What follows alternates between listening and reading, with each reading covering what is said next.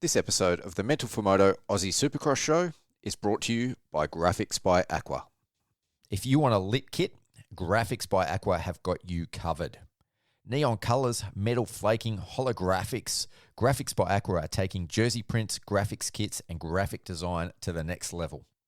Best of all, Graphics by Aqua is locally based and exclusively use premium quality local suppliers for their full range of products and services. They even do custom logo designs and work uniforms.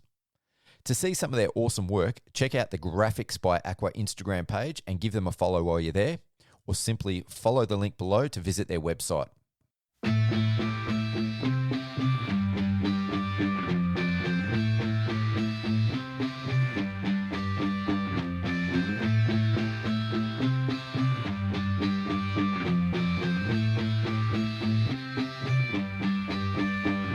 There were times I was lost, dark had fear, couldn't see through the rain. In the end it was clear, hit the fan. I was more than one man who was there to lend a hand. Together we stand, always at my back, my guardian soldier. Team pulled together, united we conquer. Blessed is he who in the name of charity carry me when I'm weak, straight through the valley of darkness. Pitch blackness, the heartless, regardless, fear couldn't part us. Thick and thin, there by my side. At times we collide, but in the end we ride. Thick and thin, there by my side. At times we collide, but in the end we ride. We ride, ride. I am my brother's keeper. Keep on holding strong. United we stand, divided we fall.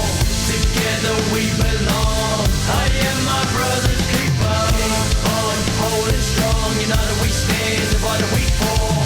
Together we belong. I am my brother's keeper. I am my brother's keeper. I am my brother's keeper. Hey there, Moto fans. Hope you're all surviving the Christmas and New Year's chaos. This is our last episode for 2024 and it's a doozy. I have Zane Mackintosh in the Moto Asylum and Adelaidean Aaryn Minerds back on the line to co-host.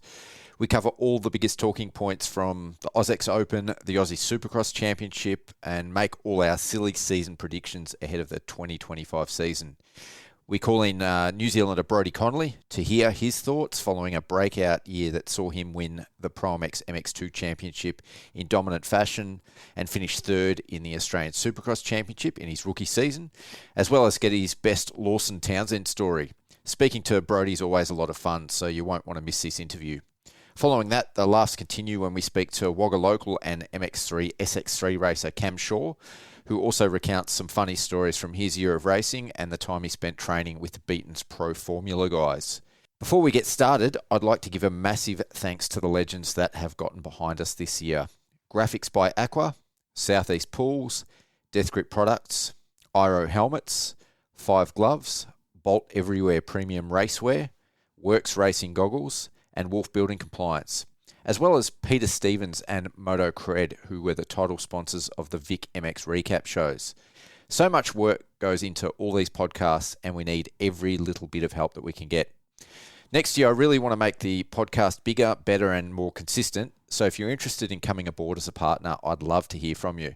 Over the last 12 months in particular, we've built a really solid listener base for the podcast, and across all of our platforms reach about 40,000 motocross fans every month. So I think we can offer some really good value to our sponsors. I've just added the 2025 Motocross and Supercross wall calendars to the store on the Mental for Moto website. They've turned out absolutely unreal this year, and proceeds from these are used to fund our rider support program. So please log on and grab yourself a calendar and help us help a bunch of Aussie privateers in 2025. I really want to try to get them all sold. Okay, that's enough of an intro. Without further ado, here is our final podcast for 2025.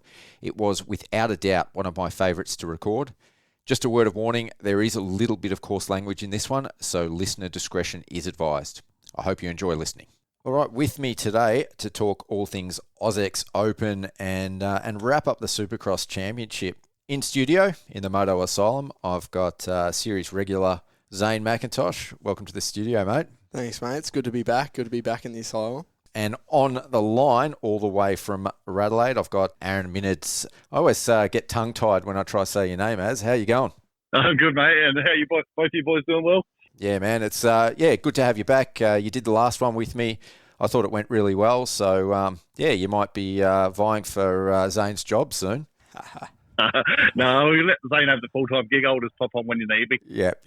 Sounds like a plan. Special comments. Yeah. Sounds good. All right, well, let's get into it. So we'll start off, have a little bit of a chat about the AUSX Open, and then we'll move into the series more generally.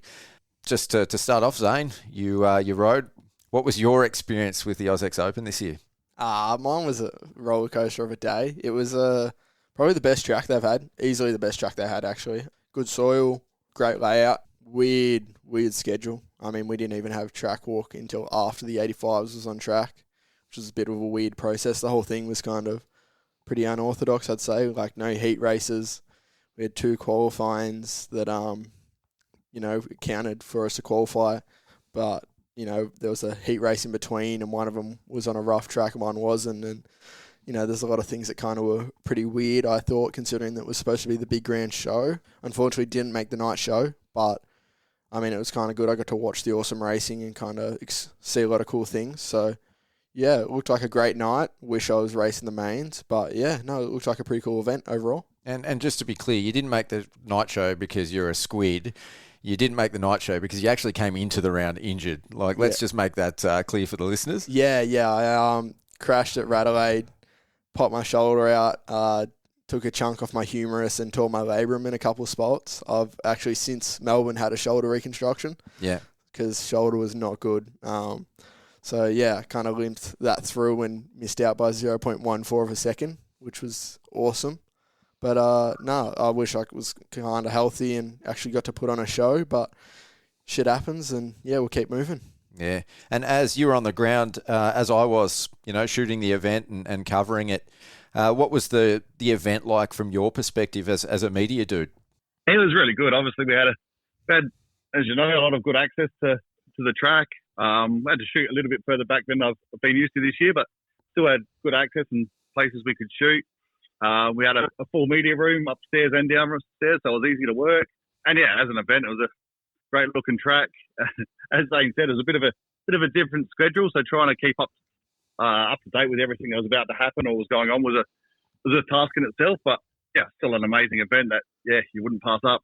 Yeah, it's definitely for us media guys. It's a big day. Like, we're there early. And you mentioned the media rooms. Like, one's up on level 3. We've got a photographer's room down in the basement. And then all the action's out on track. You cover a lot of meters, don't you?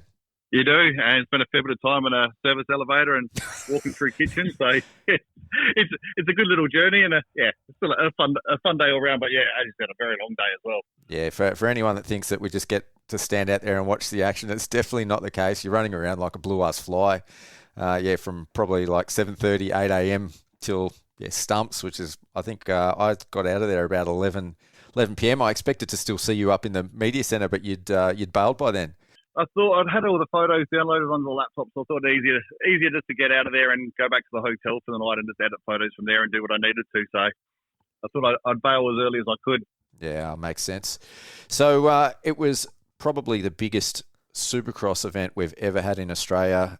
They're talking, I think they reported about 43,500 fans, which is pretty amazing, and probably, what do you say, about 25% of that you can say is because of the Lawrence brothers coming over? Oh, I think that's a bit of a brave claim. I heard there was roughly 15,000 to see me out there, so we'll see.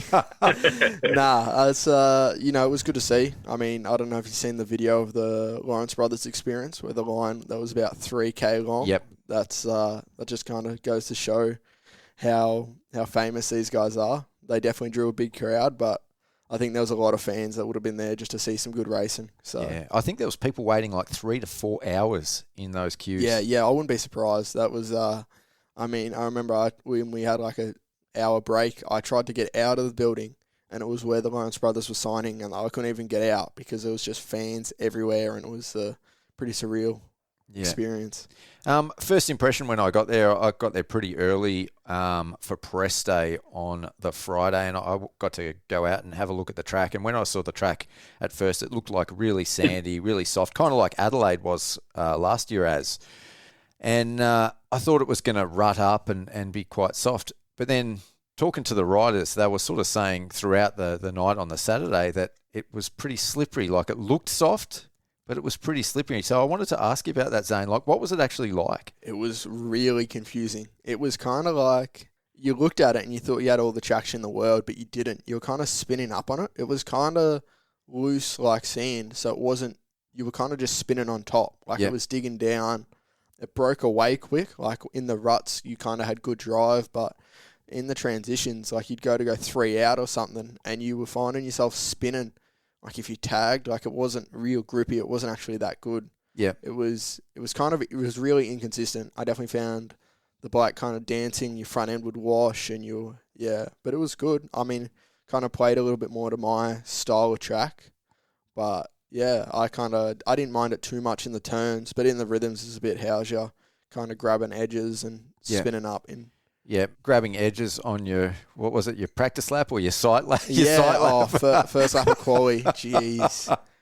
Yeah, just brain fart there, clipped an edge. I was just standing on the pegs looking at the whoops, and just the front end dropped into a rut, and just down she goes. I can tell you now, I know you said that to me when I asked you what happened. You weren't looking at the whoops. You were looking back towards the triple, very, very casually. Yeah, just, I think I seen Mitch Norris coming over it. I was going to see it, but I was just not looking where I should have been, and just found myself on the ground before I even realised. Yeah, I thought that was pretty funny. No, I wanted to ask, like I said, that the track looked really, like the dirt looked amazing. I asked Adam Bailey where it came from, and he said it was the same area as last year, but it wasn't the same dirt.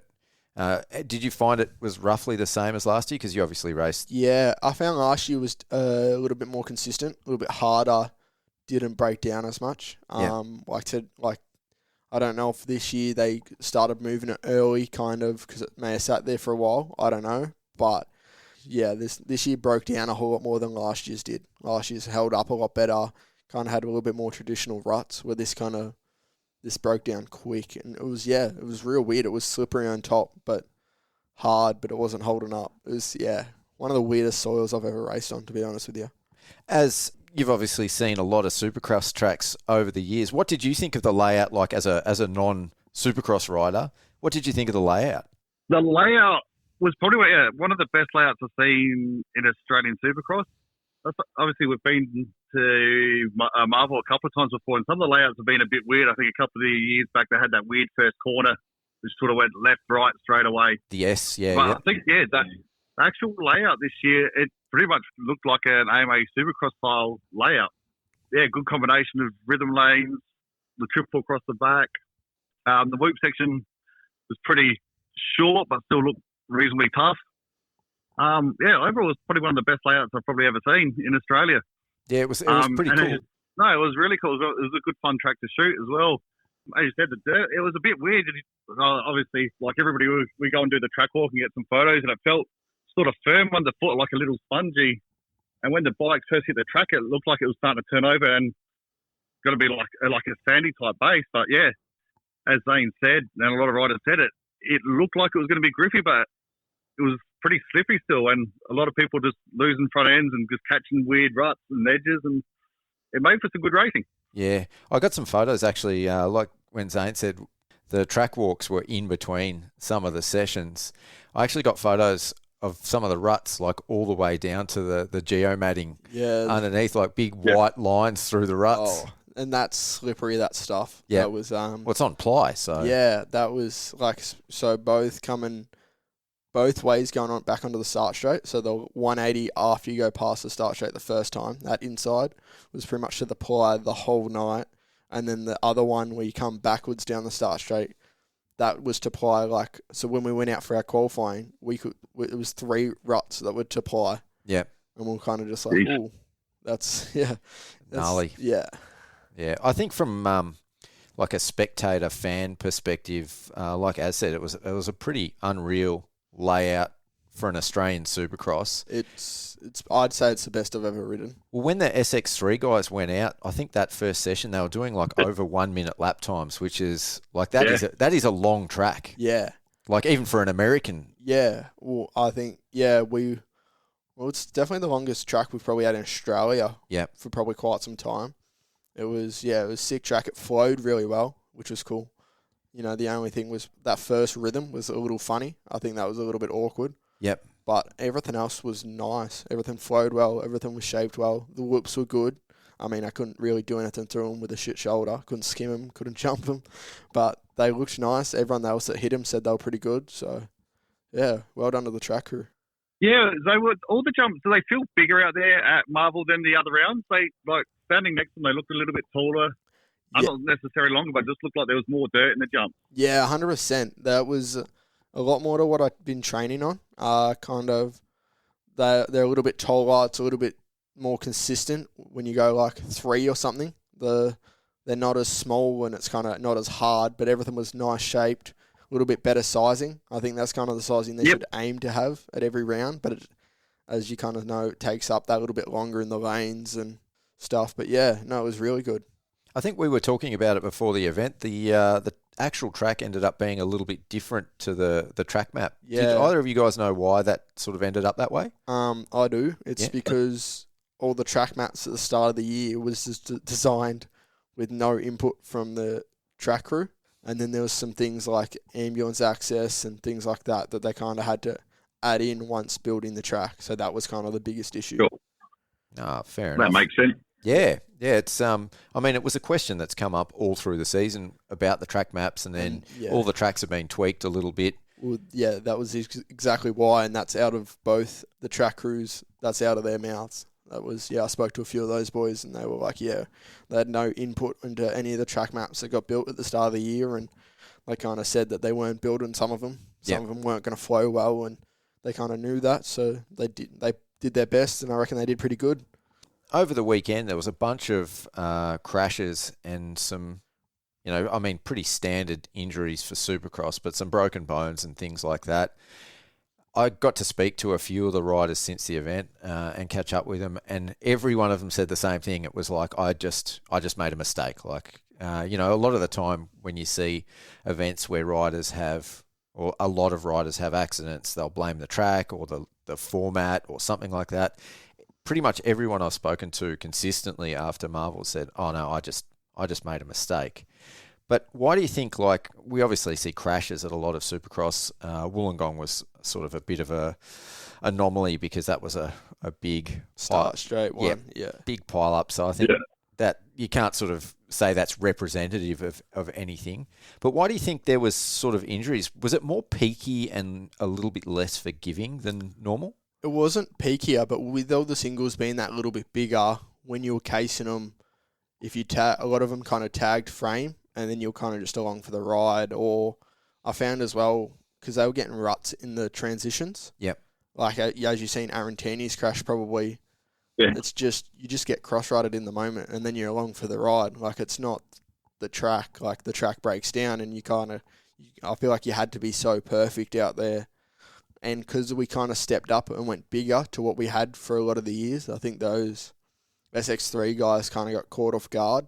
And a few of even the SX2 guys and that don't ride stuff that big and that pointy, I think it kind of catches you. So I did have a question about that for you, Zane. Like, when I spoke to Aaryn after Adelaide, Adelaide was obviously a lot tighter track, so less run in, less run out from the rhythms and the whoops and things like that. So it tended to be a slower track, whereas Wollongong, I think they ended up with less dirt in there, so the jumps were all a little bit lower and the rhythms were lower, which ended up faster, which is, I guess, one of the reasons that people are saying maybe why there was more accidents there. How was Marvel in terms of the speed? Marvel was, I'd say it was perfect. It was what, I think Marvel is, there's no restriction for area. There's no restriction for dirt. They had 6,500 tonne apparently. So I think that's, if they could, that's what they'd build every weekend. Yep. But as you said, Wollongong, they were a bit short on dirt.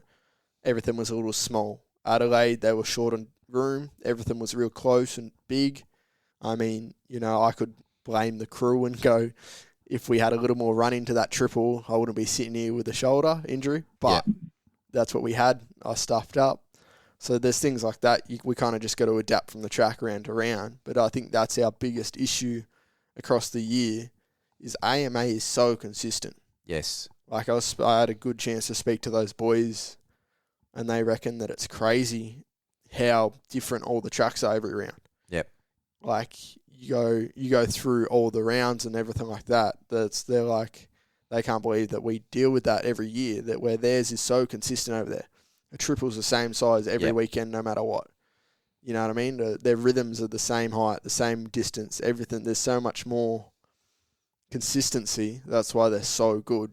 That's what Caden Minerds said when I had him on the podcast and we were talking about his time in America. He goes, you can hit a triple in Florida and a triple in California and they're identical. Like, you know exactly what you're hitting. And he said that was the hardest bit here, was learning each track and how, like, the nuances of every obstacle, because they're always different. He said, but he actually thought it made it easy to focus because you can't not focus when you're over here. Like, whereas over there, you can zone out a little bit. Yeah, you just kind of get caught in the moment. Yeah. All right, let's have a quick chat about the results. We're not going to break these down like we normally do. We're going to change the format a little bit tonight and, focus more on some talking points. So we will mention the winners of the round and the series. But, if you want a breakdown of the results, you can find them online. So before we actually get into the results, I had a bit of a gripe. I had a little bit of a gripe about the end of the night and the way that they presented the results. So before we get into the results, I've got a question for both of you, and I might start with you, but I'll get Zane to answer the same question. What's more important, the AUSX Open or the Australian Championship? Being the AUSX Open and the final round of the championship. Yeah, I think we spoke about it before the event as well. It's firstly, you think the Australian Championship is probably the most important thing. Yep. But I think the AUSX Open draws so many eyes to the sport itself. It sort of pushes the Australian Championship, I wouldn't say to the back seat, but it sort of overshadows it a little bit.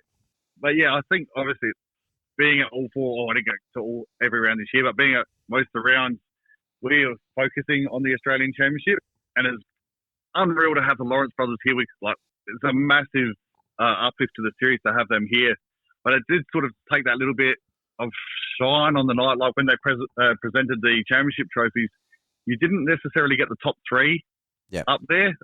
I don't think there's any championship podium photos floating around. There was no championship podium. No, they didn't go back to having it. No, which I think was probably a little disappointing to the riders who finished top three in the championship. And obviously it's happened, and hopefully next year it's something they can work on a bit. And I think it's happened a little bit before with the World Championship, but I think that was separate nights, so it wasn't as big as an effect. Yeah, separate nights. Separate nights. So it's a tough one because obviously you want to do the podium for the round. Then it would be great to do the podium for the championship. But at the same time, you've got another race about to start, so there's only limited time. And if you've done all three championships at the end of the night, I think everybody's left by then anyway. So it's definitely it's going to be a tough one to fix. But I think somehow the top three for the series need to be awarded on the night in some way. Yeah, I don't think that really having the crowd there for the podium is really that important anyway. But like you said, as I would have liked to see, and that was my gripe, that they didn't do any podium for the championship, which, for someone like Luke Clout, he just got handed Brodie Connolly, Luke Clout just got handed a third place medal in the pits. That was it. That was his congratulation. That's not a terrible. Trophy, not a, you know what I mean? Like, he just fought tooth and nail to be up on that podium. Rode incredible. Won races, arguably caused one of the greatest races we've seen at Redcliffe. Yeah. Put on a show at Wollongong. For what? You know what I mean? He has one round where the Lawrence brothers come in and he just got shoved to the closet. And so that was my gripe. Even if the crowd goes home, at the end of the night, they should do the championship podiums, get all the photos, get those guys with the champagne and actually celebrate that, because at the end of the day, those photos, the videos and everything, they're going to be the memories, know? Yeah. Your podium to championship. Yeah. It's a big deal. It is. Well, even the fact they didn't trophy, they literally only got a medal, a third place, no big trophy that they got handed, even if they got handed behind the scenes or they had a room to go into. Yep. Nah, just a medal. Just a, here you go. Here's your bonuses. Yeah, even for the teams and the manufacturers, I'm sure Kawasaki and Empire would like to have be able to send out some press releases and some photos with Clout on the podium and their bike on the podium at the end of the championship. Yeah. And same with all the classes. So obviously, I'm sure it's something they'll work on for next year. Yeah, and I think like it's definitely doable. They could have tiered it like the SX1 AUSX Open podium. Just don't do the champagne. Get the guys up there, do the trophy, hold up the trophy, announce them, get off the stage. All right, here is the Australian Supercross Championship results. Those guys, bigger trophies, the whole thing. Get them up there, champagne, get the photos, the champagne, all that gold shit that came down from the ceiling. That's the championship, That's what I would have liked to have seen. So absolutely, I don't know if they were crunched for time. I don't know if they never planned to do it. I don't know the reasoning, but yeah, I definitely think the 10 minutes that they lost not doing it, or the 10 minutes they lose doing it, is definitely worth it next year. Yeah. And as far as they obviously were crunched for time, they had a post-race press conference with the Lawrences and everything like that. But at the end of the day, the riders ended up just lingering, signing autographs, doing all that stuff. So that press conference, did you go to that press conference, Az? No, I didn't. I knew it was on, but I sort of half forgot about it. And by the time I realised that it was happening, I was already upstairs. That's when I think you were down there at that while I was probably on my way out the door. Yeah, so, I mean, we didn't actually start that it must have been a solid 45 minutes to an hour after the race. So there would have been plenty of time to do, the championship podiums. And then as well, I do love my post-race interviews with the riders. Actually, the opportunity to do a media scrum with the championship riders. Yeah. So, anyway, that's my gripe. I think we've gone on about that long enough. So, winner on the night was Hunter Lawrence. SX1 championship results. Joey Savacci, despite the flat tyre in the last race of the Triple Crown, clinches it 6 points ahead of Dean Wilson with Luke Cloud in third. So my first talking point, which I definitely wanted to mention, I started to feel through the series like Dean Wilson was a little bit precious at times. But I tell you what, after that Triple Crown and seeing him ride with that injury and just watch him try to win that last race against Hunter Lawrence, he put everything on the line. He finished that race exhausted, sore, disappointed he won the championship, still gave me an awesome interview. That guy could do no wrong in my eyes anymore. What a warrior. Yeah, no, absolutely. Yeah. 1 week post shoulder dislocation, I had a little bit more of a heads up of how bad that shoulder was behind the scenes. And yeah, the difference between my shoulder 1 week and 2 weeks after the dislocation is crazy. I don't think there would have been a chance you would have seen me on the gate 1 week after mine. And he was, I know they were strapping him up. He knew he was racing, but they didn't know how bad it was going to be until the day started. I don't know if many people actually see that. He went down pretty heavily in one of the qualifying sessions too. Yeah. It was right in front of me. I didn't get the photo, but the photo of him on the ground and picking his bike up, and he hit the ground and he was in some serious pain. Yeah. And that was in qualifying earlier that day. So I don't even know how he got... At that point, I thought he was just going to pull off and call it a night. So for him to get through the rest of that night and battle like he did in that last race was, as you said, just unbelievable. Well, when I spoke to him after the race, he said that he felt like he'd thrown quite a few of the rounds away. And even if the points formats had been slightly different, I think if the Triple Crowns had been like Newcastle were last year and be full points paying, he actually would have ended up winning the championship. So it was touch and go. And I think at that last round, he had just committed to himself that just going to put it all out there and not leave anything, out there. Yeah, no, absolutely. And he rode good. Yeah, did really well. And I was surprised because he didn't look in that last race like he was riding that fast, especially with Hunter Lawrence behind him. But then you look back at third place in the race was Jed Beaton, and he wasn't really gaining on him. So Dino was still laying down a pace. Yeah, Dino was putting down heaters. Yeah, he was well and truly on the gas, and it took a lot for Hunter to get him around him. It wasn't like he just caught him and passed him. It was a good 3-4 lap battle, I think, sitting behind him looking for a way past. Yeah, definitely. We'll chat a little bit about that then, since you've mentioned it. As I felt like Hunter Lawrence was sort of holding back, and I've spoken to a few different people about it who didn't share, my view there. I thought he was holding back. Dino was obviously pushing like 1,000%. But just before we started recording, Zano mentioned something about that too. What do you know, Zano? I was lucky enough to be on the ground. I was pretty much in next to the pit area after the SX2 podium, and it looked like there was a little bit of team orders on them telling Hunter not to pass. Yeah, the Jet was visibly telling Hunter no as he was driving past. I don't know if they had any communication with Dino winning the championship. I don't know if that had anything to do with it. I don't know if it did, but I think they definitely wanted to put on a show. I think they were kind of letting Hunter know not to just run away with it and make it a good race, whether or not he was ever going to let Dino win. Yeah. So, not to say that Hunter was toying with him, but I definitely think push come to shove, if the race finished 3 laps earlier, I think it still would have finished the same way. Yeah. No, okay, cool. Yeah, I totally agree with that. So my question for you guys is then, why, assuming, let's just pretend that this was team orders and that Hunter should have stayed behind Dino, why would Honda want Dino to win the championship and not Savatgy? Yeah. Was it for the championship, or was there a chance that Clout could, if Dino had another bad race and didn't get good points, because Clout got up to second? I don't know what the points were like. Cloudy was way too far back. Cloudy had to Cloudy had to do I think Cloudy had to finish 2nd or 3rd, and Dino had to finish 8th on the night. So that was. But if that happened with Dino's first 2 bad races, not as great.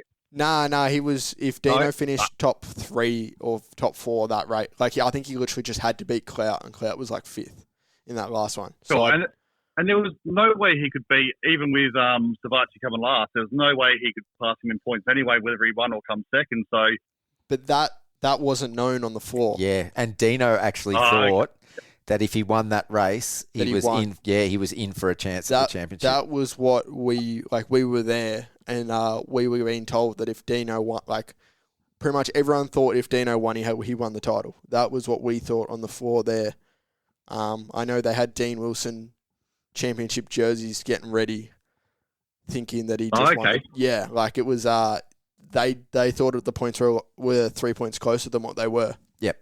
Yeah, Dino alluded to that in the press conference as well. He thought that and that's why he was trying so hard to win that race. Yeah, because they even put championship on Dean's pit board. Yep. So, I don't know who did the math on that one, but they were a little out. Yeah, because I wouldn't have had any clue while I was down the floor either. But when I got back to the hotel, we actually watched the race. We watched the coverage when we got back. Yeah. And watching the coverage, it's pretty clear that no matter, even if he won, he was going to be 6 points short. Yeah. But the math in the commentary box was working. On the floor, it wasn't, I guess. Yeah. The math that was getting done in a hurry on the floor was, I think, a little bit chaotic, and someone skipped a couple numbers. I mean, with the Triple Crowns this year, I think every one of them, it's been so confusing. So confusing. Because, and just to throw a little bit more of a challenge in the mix, I think a lot of people haven't been clear how these things have been scored for the overalls. Definitely. I think, I don't know, was it Olympic scoring? Or no, it's 25 points for the winner. Yeah, no. So, but for each race, no. If the races were 25 points, and then but then it only counts for one race worth, Yes. Yeah, that's right. But yeah.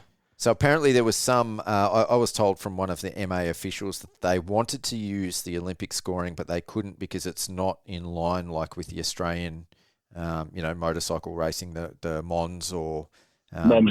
Yeah, it's got something to do with each race, whether it's for the overall or an individual race, even like a Triple Crown, they have to use the 25 points. The winner gets 25 points. Okay, fair enough. Yeah, so, unless you throw a fastest lap thing in there, then you get an extra point. Yeah, exactly. Yeah. Which probably isn't covered in the Mons. It's just, it's just for a bit of fun at random. Yep. Yeah. And I guess the difference in that, which makes makes it a little bit harder to score. Like when you look at Olympic scoring, you've got 1 point difference per place, whether you're coming first, 6th, 10th.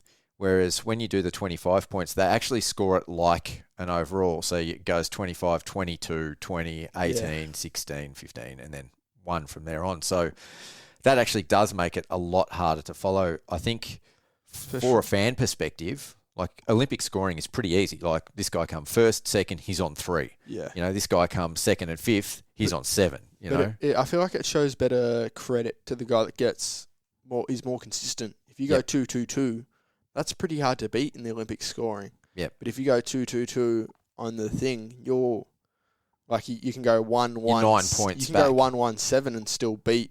Yeah. Or you know what I mean? Like I feel like you don't have to be as consistent with the way we score the points. Yeah. Well, I guess that's probably just something they'd have to write into the sup-regs for next year if they want that to be different. Yeah, absolutely. Yeah. I know, and I don't envy the promoters and the organisers from that perspective. There was a few people, I think, holding them to account to the sup-regs because, like even at Adelaide, I think they went off, they went off on a few different little tangents and tweaked a few things, and there was a lot of people. Or actually, I shouldn't say that. There was a few people that weren't happy about it. Yeah, there was. I feel like at a lot of the rounds, there's a lot of confusion across a few things. I think not just saying to the fault of the promoters and things, but I think a lot of variables come into effect, and it definitely wasn't the clearest as we've had. I think we had confusion at Wollongong with the points with the Triple Crown. Yep. Confusion at Adelaide with heat races and A and B Formats. finals and formats, and then similar with Melbourne. So I think another year under their belt. I'm keen to see what they do with a little bit more prep, a little bit clearer, a little bit more well structured, hopefully. Yeah, and I think, like from the AME's perspective, they're blazing a new trail. They're running new formats that have never been done before at locations and venues, and dealing with other things like the supercars that have never been done before. So they've got to make these decisions on the fly, and it's so easy to sit back afterwards and throw stones and criticise. And look, I think for the most part, most of the time they've got it right, and what they haven't, hopefully next year, they clean that up. And we already know, like we've all spoken about it previously, this year's championship was a massive improvement on last year's championship, which was already good. Without a doubt. Yep. And so, on the trajectory they're on, give it another 2 or 3 years and we're going to have some, Cole Thompson mentioned it in the post-race press conference when someone asked about whether or not he thought the Canadian championship or, the Australian championship were sort of, which one was better, higher caliber of rider. And he goes, without a doubt, it's the Australian championship, like without a doubt. Yeah, wow. So, I didn't even hear that. So that's pretty cool to see. Yeah. And I think at this stage, the way that it's going with even the caliber of riders that we're attracting as far as imports go, I would even say that the Australian Championship is probably better in my eyes in terms of the way it's run, the tracks, the venues, than the World Supercross Championship at the moment. Yeah, I feel like that's not crazy to say. I feel like what we had other than Tomac and Roxon, we pretty much had the same. We had the same 250 class other than Cody Schock and Enzo Lopes, but you can replace those with you got Cater Manier, those other guys. So I think maybe the fifth to 10th place, maybe a little bit deeper in World SX, but the top 3 are right up there in Australian Supercross without a doubt. Yep. Yeah, and I think Australian Supercross trying these different formats is what's keeping it exciting. And the confusion will start to go once they've done a couple of years in different formats and everything starts to fall into place. I think it's better having these different varied formats. It keeps it interesting and fresh at each round. So I might as well follow that trajectory myself then. So one of the talking points I had was about the number of starts. This season we saw double headers, triple crowns, 2 triple crowns, and then the 4 sprint format at Adelaide. What are your thoughts on all these like multi-start formats versus the 20-minute main? I'll go first because I've started this topic. I love the triple crowns. I loved the 4 race sprint format. I probably like them even more than double headers. should we have one 20-minute main? Maybe. But it's about getting bums on seats. Bums on seats translates to ticket sales. Ticket sales translates to money in the series. Money in the series translates to bigger purses, better events, better tracks, better promotion, the whole lot. So I think, if I put my fan hat on, I really like the Triple Crowns. They've been copying, and, the sprints as well, and those multi-start formats. They've been copying a lot of flack by a few different media outlets since the end of the championship, though. What are your guys' thoughts? I'll start with you, Az. Yeah, as a fan, the more starts, the tighter, sharper racing. Like for us guys who've been around this sport for a longer time, like I'd quite happily sit and watch a 20-minute Moto and watch everything unfold. Even if somebody ran away with the race, there's always stuff unfolding throughout the field. But for the average fan who's coming in, wants a good night's entertainment, unfortunately, like all other sports, the more action you can pack in, the more starts you get. It's just more entertaining. As I'm sure Zane might have a bit of a different opinion as a rider. And I've spoken to a few riders, someone like Joel White, when I spoke to him after the event. And I think it was going to be his last year racing. And he's more of the type of guy who can work his way through the race, and he would much prefer a 20-lap main or a 20-minute main where he can go to work and work his way through. But as a fan, I think the fans are sitting there wanting action. They want the starts. They want to see a heap of passing. And we've seen at AUSX, we've seen Jet get a bad start. We've seen Hunter get bad starts. And watching Jet come through from the back of the field to the front in a short race, and then the chance that if he didn't go down would have happened again, that's exciting for the crowd, and that's what keeps people interested. As a racer, I love the Triple Crowns. I seem to do well at them. I actually really like the format of them. I like the sprint races for Supercross. The 4 races was probably a bit much. A few of the riders said the turnaround between the races wasn't much. The heart rate just kind of spiking as much as it did. It was kind of maybe a little bit extra. But I was also a big fan of the single format with the 2 heats, the LCQ, those guys that don't make the main event. So much better for those kind of riders, or someone who's just on the door, because you get to have your heat racing on the TV, you get your LCQ on the TV, or at least in the night show, where these Triple Crowns, if you're not in that top 22, your night's done. Your night's done before it's over. So I definitely think we have, at least one main event, or, if we do another Redcliffe where you have that as your standard format both nights, just because those guys, the privateers that, are just knocking on those doors, it's kind of pretty gnarly when you get there and all you get is a practice and a qualifying and you weren't quick enough. You know what I mean? So from that perspective that no one really would think of if you weren't at the back as a racer, that's probably the only place where the Triple Crowns really suck. But when you're in that main event, it is the coolest thing ever. Those 3 gate drops, the fire, the whole shabam. I was loving it. You get the hype up the crowd. You see how hyped the crowd gets. I'm a big fan of the Triple Crown. Did we maybe overdo it this year? Maybe. No. But, you know what I mean? Maybe. But was it awesome? Yes. Was there chaos after every round? Yes. So I can't say that we're going wrong with it. But, yeah, I definitely think it'd be nice to have a 20-lap main. Probably Melbourne you wouldn't. Melbourne you try and maximise with the Triple Crown. But, if you have an Adelaide race or whatever, I do like the traditional heat race LCQs. Give everyone, just especially because we're going to have more riders at every round, I think really kind of let those other guys get on TV, show off their sponsors.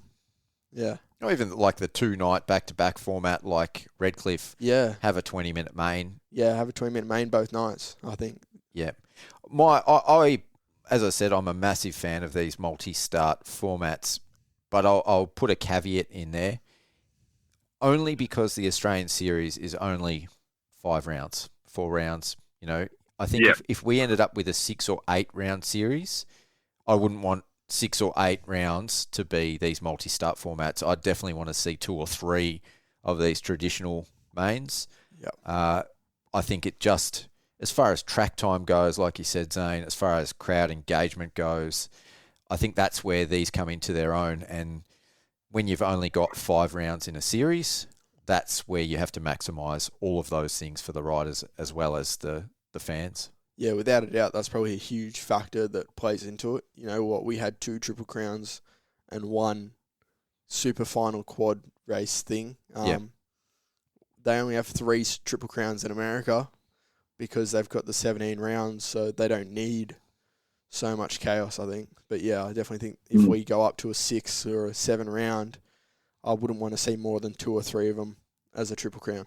Yeah, the other issue we have, I think, in Australia, which seems to be sort of fading away with having conventional 20-minute, 25-lap, mains, is the size of our tracks.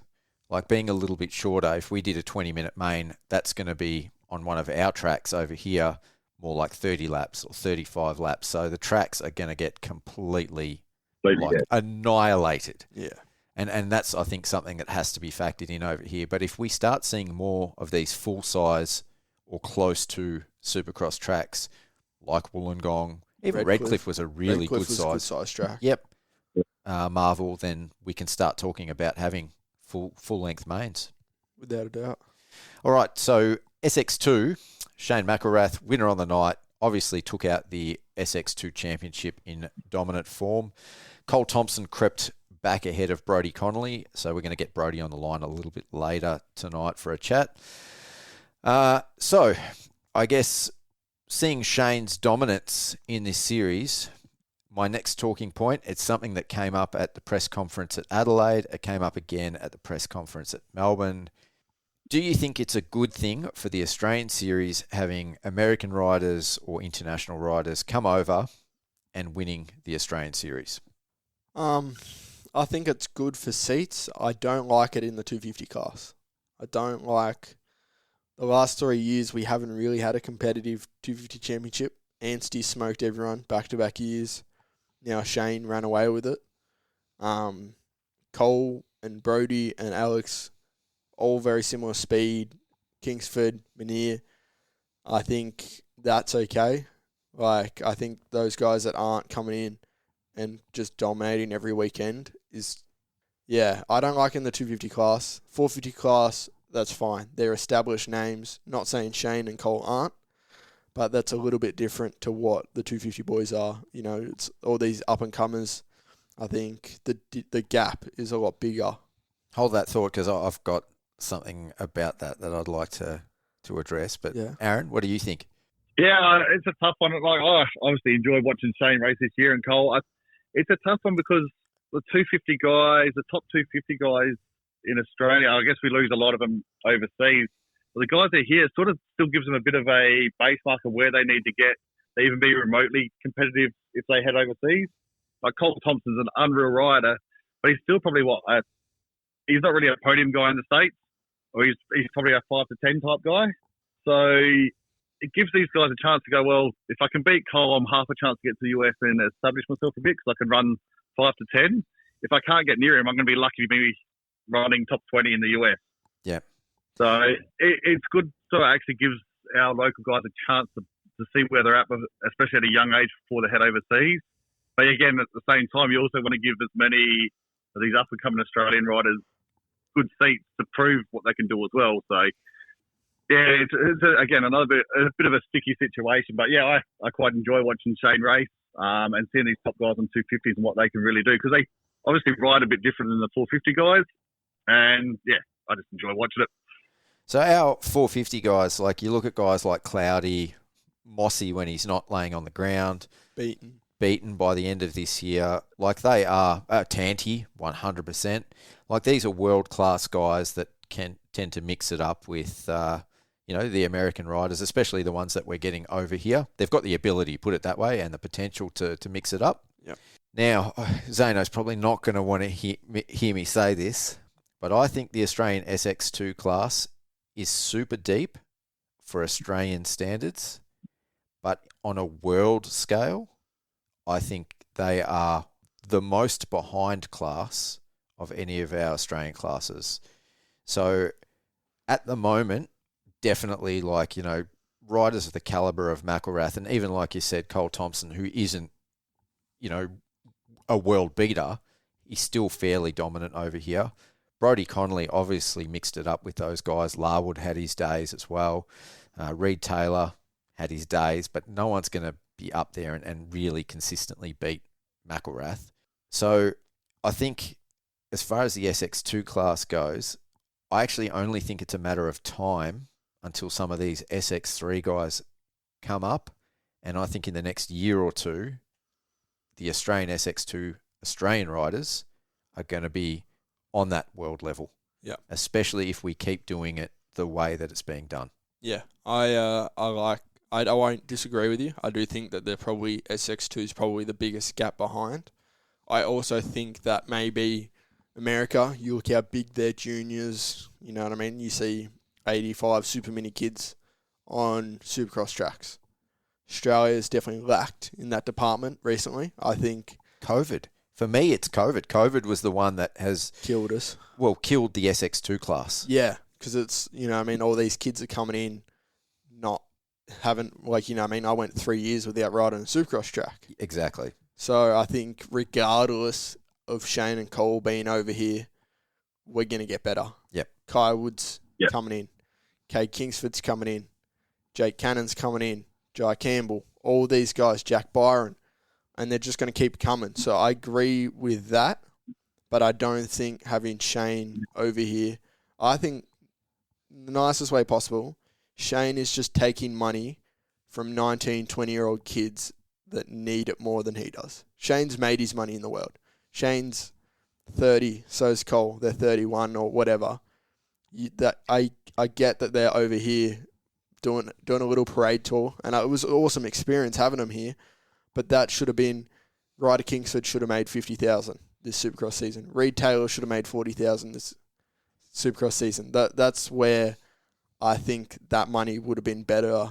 Those prize monies, or Reeve not putting them two on and putting another two Australians on, or you know what I mean. I think that would have been is better for the sport. Yeah, I don't really have too big an opinion on that. I think I'm sort of on the fence. I could see, the pros and cons of doing that both ways. Do I want to see Australian riders, even in the SX2 class, make more money and be able to put that back into improving their craft and running better programs? Like 1,000%, I would like to see that. Yeah. So it leads me straight into my next talking point, because at Adelaide during the press conference, there was a fair bit of not so hidden barbs in the comments between Craig Dack and Yariv Konski about bringing riders in from overseas. Craig Dack said he likes keeping Australian riders on his team and paying Australian riders because it's an Australian championship. Yariv said, I just want to win championships and I'll do whatever it takes because that's what our sponsors want and they're the ones that fund the program.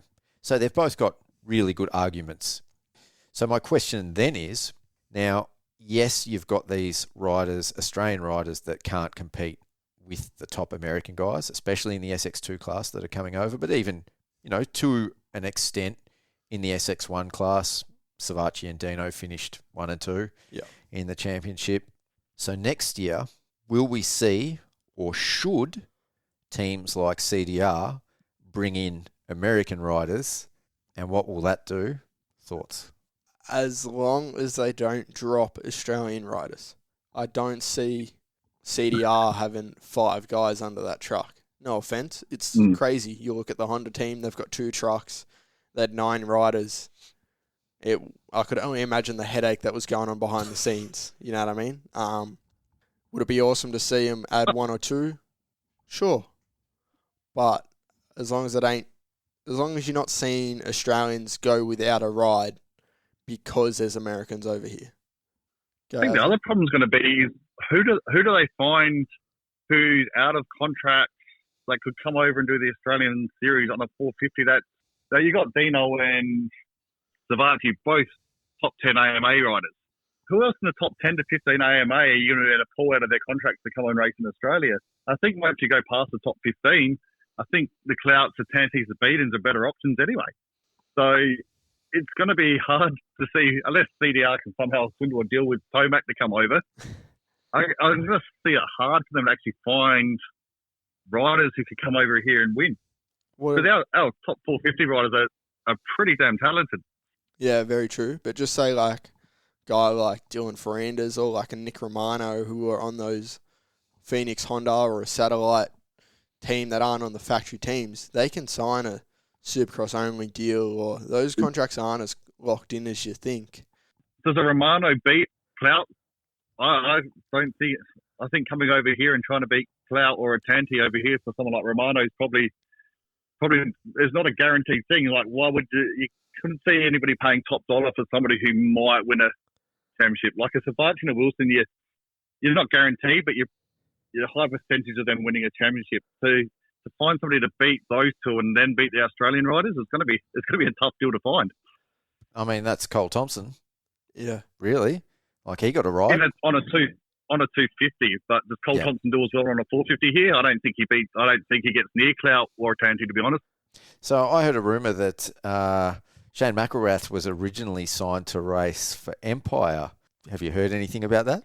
I've heard some things. Let's put it this way. I think Lawson Todd breaking his foot at the start of the year put a lot of spanners in works. Yeah. I don't know. Know. Are you saying it opened up a seat at Honda that needed to be filled? I'm just saying Uribe may have had a spare bit of money sitting there because it wasn't going to riders. Yeah. I don't know how close Shane was to being on a Cowie. I don't know if you know what I mean. But I definitely know those talks. I know a few of the World SX guys that were on Cowie were also in talks to doing the whole thing because of Cloudy riding for Rick Ware. I know that as well. So I think a few of those World SX guys might be making their way, might start doing a Supercross only kind of deal. Yeah. All right. So to go full circle on that question then, do you think we're going to see some international riders? Because Craig Dack actually alluded to it. But do you think we're going to see some international riders under the CDR or Empire tents next year for Supercross? Without a doubt. Yeah, 100%. Yeah. I think Empire, they got a third this year. I think they really want a championship. I know how hard those guys have been working. I think they realise that they're going to have to just put a pretty penny up, get a good guy. I wouldn't be surprised if we see an international rider in both of those trucks. I mean, Dak has done it before. He's done it with Hill many times. Yep. He's done it. He's done it. Yes, he didn't bring someone this year, but not saying that he's there. I think they realise to compete with your Reeves international riders, they're going to have to. So I think they will. Who was the other Suzuki rider for World Supercross this year? Got Colton injured. Nichols. Oh, yeah. Colton Nichols, yeah. See, someone like him would be a half-decent option for somebody. Mitchell Oldenburg was a big rumour for Empire. I heard that fell apart at the very last minute. Yeah, but that fell apart a lot with the Rick Ware side of things as well. Yep. It could really depend on what happens with World Supercross next year. If that goes ahead, it probably makes it hard. If that doesn't go ahead, there's probably going to be a huge amount of riders lining up to try and get to Australia next year. Yeah, true. It's very, very true. Yeah. There's a lot of guys without I think it's definitely turning into a more viable option. Those guys are Supercross specialists. I guess they get a choice of travelling the world or spending 5 weeks in Oz. Well, I think they got an option spending 12 weeks training in America or actually get some gate drops in Oz. Yeah, 100%. Yeah, that's probably the biggest thing that these Aussie guys have got against them. They're coming straight off a motocross championship, not really getting as much time as these guys coming from overseas are just focused on Supercross. I think, with Justin Brayton doing it. Jesus. Yeah. He did it a lot. And I think, now with Dean doing it, Joey doing it, Kenny doing it, Tomac doing it, I think they're breaking the standard of not leaving America. With the Europeans going across to America, I think everyone's just kind of going, shit, I'm going to go wherever I want. Yep. So I think the next 3 years, 4 years is going to mix it up. Oh, it's going to be wild. I'm ready for it. Yeah. Awesome. Yeah, we really could finally get to a point where Supercross and motocross sort of go their separate ways. Yeah, I think, a lot of the European guys want to go across this way. I think that's going to open up the door for more Australians to go to Europe. I think more... And as our championships gets better, those European guys that want to go to America are likely, I think, to come over here to cut their teeth, get those gate drops and test themselves. Well, if you remember, we've got a GP, MXGP coming to Australia. A lot of those European boys are going to be here. They're going to talk to Craig Dack. They're going to talk to, Tyson Cherry. They're going to make connections that, you do want to try a Supercross season. Oh, I'm a 3-time France Supercross champion. Come on down. You know what I mean? So I think we might see more Gregor Anders and things like that. Well, I hadn't said it, but that was one thing that I had thought about, and I kind of was tentatively going to have it as a talking point, but I didn't want to get too sort of sidetracked, was why don't we see more French riders over here racing Supercross? Yeah. We might start seeing it. Yeah. Cedric Serbios and that, the boys that did the Supercross. Yeah. Another positive that might come out, if it starts bringing more riders from around the world, it might bring some other outside sponsors from other parts of the world, or more of these global sponsors might actually throw some more money into the Australian series, and it might blow up in a different way that we haven't even thought about yet. So yeah, hopefully, I reckon it will, and it's only going to do good for the sport, for Australian motocross, Supercross. Yeah, no, I'm keen. As long as our riders still manage to get seats on the teams at the end of the day. Yeah, well, we're just going to have to up our game. But more money means more prize money, means more guys that aren't working, more guys are training. You know what I mean? Yeah, and with the 85 and FX3 guys that are coming through and doing it from an earlier age, I think there's always going to be a strong line of Australian riders tapping on the door for seats anyway in FX2. Oh, without a doubt. Without a doubt. Can we get you back on the line a bit later, Az? Whenever you need me back, just give me a buzz, mate. That's all good. All right. It is time to get the first of our rider guests on the line. So we're just going to say goodbye to Az for a little while and get him back on a bit later. All right. On the line, I've got the Moreton Bay Strangler, Brodie Connolly. How you going, mate? Moreton Bay Strangler. I haven't heard that one yet. I coined it during our last podcast, mate. So. Oh, that's fucking funny. So can I leave that in? You can leave that in. I'm not stressed. So we're just talking off air. You're back in New Zealand now? Yeah, back in New Zealand. Flew in a couple of days after Melbourne, so it's good to be back home and turn the brain off. It's been nice. Yeah, what's been happening since Supercross finished? You been out on the bike at all, or just relaxing now? No, I haven't ridden yet at all. I'm going to have 2 weeks of doing absolutely nothing except for kicking the feet. But I'm heading up Monday to Auckland to pick a bike up off Honda New Zealand, so we'll start doing a few laps here and there. But nothing been going on since Melbourne. Just chilling really. Have you got some races going on over there at the moment? Because I think Cody O'Lone's just headed over to do some races. There's a race down south, the Rack Track Supercross, that I've seen a few of the Aussie boys are going over to. Oh, nice. Might be that. I'm not actually too sure. Yeah. So, what are your thoughts on the AUSX Open and the whole event? Yeah, that was an unreal event for me. Probably the biggest crowd I've raced in front of them. It was not the best night for me. I struggled a little bit, but the event itself was awesome, and it was pretty cool to be part of something like that. Yeah, I think it was probably the biggest crowd just about all those boys, except maybe the Americans, have raced in front of. That was pretty sensational. What did you think of the track? It was like a full spec soupy track. Yeah, track was awesome. I struggled a little bit, sort of, not with like the rhythms and stuff, more the track was super slippery. It had a hard base, but sort of the top, a few centimetres was quite loose. So I struggled a lot with that, but it was cool to, race a full-size track. Yeah, like you say, probably for the first time this year. So that was cool, learned a lot, and it was a big eye-opener, but I thought it was an awesome track. Well, you've definitely cut your teeth sort of as a motocross rider this year. What was the hardest thing about transitioning to Supercross? Just the racing of it. It's not super hard to, riding it during the week. You can sort of get in your own flow and stuff. But once you're out there, with other people that are sort of people going everywhere, it's pretty wild, those first couple laps.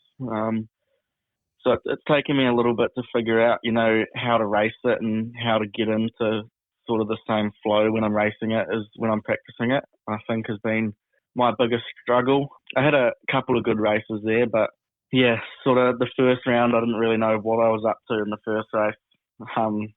Didn't know what to expect at all. So yeah, racing it is a lot different to motocross, and I guess it's just going to take gate drops to get used to that. I was just about to say, was it sort of a case when you started? You've obviously trained heaps, and you've been training with some of the other boys and the Beaton's guys. Was it just a case of you didn't know what to expect until that first gate drop?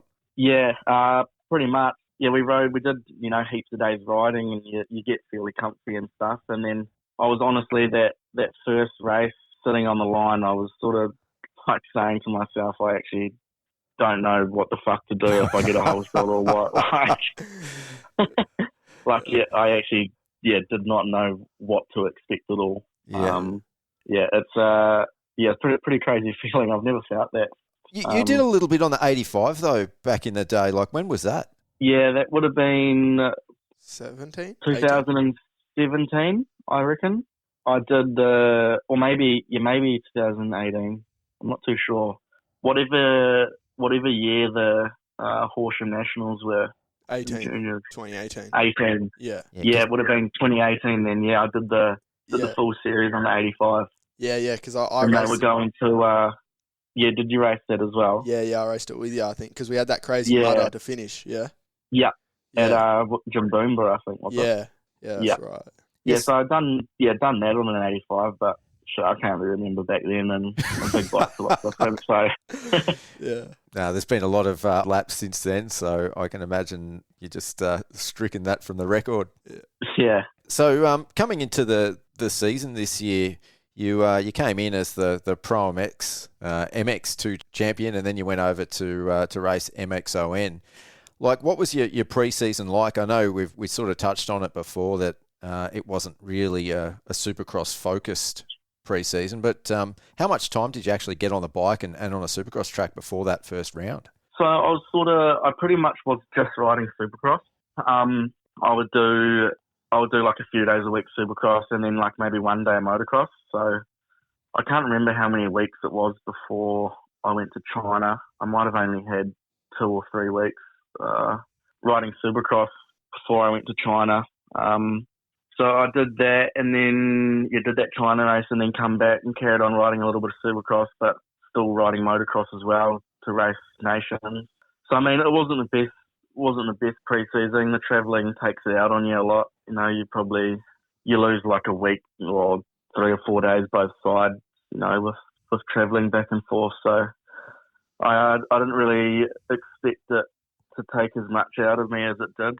Until I got to, the first round, and I was feeling pretty dusty from travelling because we only landed on like Thursday, I think. So it was a pretty interrupted, pre-season training, but yeah, it is what it is. I tried to do both when I probably shouldn't have, to be honest, but you live and you learn. Yeah, no, exactly. I also think I heard on the grapevine that you had a pretty bad knee injury, or you had a niggle knee injury coming into the first round as well? Yeah, I had a crash in the qualifying race at Nations and tweaked my knee up pretty bad. So I was hurting at those first 2 rounds, and then my boy Cole didn't really help cleaning me out twice. So, but yeah, I mean, you look back now and it is what it is, and yeah, obviously, it wasn't the best pre-season, and I think, if I hadn't have done those races and just fully focused on Supercross, then maybe I could have been a little bit better. Yeah. Like you say, you do what you think is right, and sometimes it's not the right thing, but it's all good. Yeah. No, you would have been pretty happy with the year you had overall, taking the title and then getting third in Supercross. Did you kind of expect to be that dominant coming into the year, or you kind of were just hoping for a good year? I don't know, to be honest. It's hard to think back and, think what you were thinking. Obviously I wanted to win, and know I could, but yeah, when I sit here talking to you guys and look back now, it has definitely been a real good year, and obviously I didn't expect it at all, to be honest. It's hard to sort of expect when you don't really know, but yeah, obviously I'm stoked with the season I've had. I've got to ask, like, I know there was a lot of speculation and a lot of talk sort of in the background about everything that sort of went on under the pit tent and everything at Honda. But like with that many riders, I think there was 5 of you guys at one stage in the SX2 class, and you're obviously all capable of podiums and even winning races, you know, between you, Fergo, Cole, Larwood. Shane. Yeah. What's the actual vibe there under? Do you guys just keep to yourself, you know, when you're not racing, or is there a bit of banter? I sort of saw at Adelaide after that race between you and Shane, you're sort of, you know, patting each other on the back and high-fiving. So there's obviously a bit of camaraderie there. But what's the actual vibe, the Cole Thompson incident aside, what's the vibe like? Yeah, it's pretty good with all of us boys, I think. You know, we're all sort of there to do a job, and obviously me and Alex see each other every day during the week, you know, both riding with the Beaton boys, and Shane's he's a real good dude, and he helped us out heaps. So, yeah, I think most of us all have a pretty good relationship, and, you know, we're there to do a job, and, you know, everyone's all pretty friendly under the truck and stuff. It's sort of lighthearted and stuff before the races, and, you know, obviously on race day there's a little bit more tension and stuff, but no, it's all pretty chill. I feel like I'm quite easygoing, so yeah, I sort of keep to myself a little bit too, and yeah, but obviously with all 5 of us riders there's a bit going on, but fuck, I just try to keep to myself, and it's all been pretty sick. It was a pretty cool few months, to be honest. Yeah, and I guess, you know, you can't not learn a little bit off guys like McElrath. Like, he's an AMA SX2 champion, so you've got to be able to take some things away from the way he carries himself and rides and learn from that. So that's got to be, you know, definitely beneficial. Yeah, no, for sure. I learnt heaps off Shane. You know, he's a good dude, and he wants to try help you too, which is pretty cool. We were out at Boydie's at Park 4 riding one day, and, you know, I'm pulling up and he's there watching, coaching me pretty much. So, no, I learned a lot off him, and yeah, he's a real good person. So it was pretty cool having him there this year. Before we had you on the line, we were sort of chatting. I had Aaryn Minerds from Adelaide on the line as well as Zane in studio, and we were talking a little bit about like the dynamic of having these imports over racing the Australian Championship, and I can sort of see, you know, from a fan perspective and a series perspective, it's great having these guys come over and race. But as a rider, like, how do you feel about it? Because, like, really, if we didn't have these imports, you could potentially be the SX2 champion. How do you sort of feel about teams bringing in these riders from overseas? Obviously, they've got obligations and there's all that side, but just from yourself purely as a rider. Honestly, I reckon it's quite cool. You know, people have their 2 different opinions, where some people are sort of like, you know, you're taking money away from Aussie riders or whatever, but like, I mean, I'm a New Zealander, so I can't really say much along those lines, but honestly, I reckon it's cool. You know, I think it'll help grow the sport with having those big names like that, and you get more people watching and stuff, and obviously you learn a lot. But yeah, to be honest, I hope they come back next year so I can try to beat them. Yeah. I reckon, yeah, honestly, I reckon it's cool. Yeah, people have their 2 different opinions, and I think people are more along the lines of they don't like them coming, to be honest. I've seen it might have been Kale Macom that done a post about it. I don't know if you guys seen that. Yeah, he wasn't a big fan of it at all. Yeah, so yeah, he's the other perspective to what I am, but everyone's going to have their own opinions, but I think it's quite cool, to be honest. Yeah, it gets bums on seats and it elevates the level for you guys. Like, you guys have to elevate, and without that, you know, I think the Supercross level would kind of plateau a little bit. Yeah, for sure. Yeah, you're exactly right. If Shane wasn't there this year, I wouldn't know a whole lot, to be honest. With Shane and that helping you elevate your game and kind of, you know, if you have another year under your belt, do you think you see yourself ever making the jump to America, you know, to try and chase those boys over that way to kind of see where you stack up, or just going to... Yeah, definitely. That's my big goal. Let's just try and do it a little bit smart. You know, this is obviously my first Supercross races, really, excluding the 85. But yeah, hopefully next year I can race World Supercross. Sort of my plan is to do that. So hopefully, you know, 5 or 6 rounds of Aussie, and then however many rounds World Supercross has will give me, you know, another 12 or 13 races, and and then hopefully go to America after that if I can get good enough. I don't think it would be right to go just yet I've still got a lot to learn with Supercross, and obviously I reckon I've still got a little bit of time, because you see, the boys in America are still signing deals at 30 years old to race in the 250 class. For sure. Yeah, no, absolutely. I think I've still got a little bit of time. It's just trying to do it smart. Yeah. Well, it's good to see that you've got a rough plan for you to, eventually over there. I like that you've kind of got next year mapped out roughly, so it's good to see, Brodie. So we're going to see you, you can confirm we're going to see you back defending your title in Prime X? Yeah, for sure, yeah. Yeah, I'll be back next year defending that. So, like we already said, you're the Prime X SX2 champion, and you come third in the Aussie Supercross series. Like in America, the purse money, even the rider salaries and stuff is fairly transparent. Over here, it's really like no one knows anything. Like not asking you to break down sort of dollars and cents or anything like that, but having the year that you've had with that sort of success, is it possible to live off or make a modest living off like what you've done over the last 12 months? I mean, yeah, for sure. Everyone in the pits probably understands I had a pretty good year, and they will sort of know, and obviously Uri pays quite well. But yeah, for sure, I won a few races and stuff this year, so definitely enough to make a decent living. And it's sort of this is my first year sort of making good money. I didn't get a sign on at all last year, so it's cool to look back from making pretty much nothing last year other than a couple of little bonuses to having a good year this year. But I'm pretty fortunate for the year I have, and definitely made a nice little earn this year, which was cool. Yeah, unreal.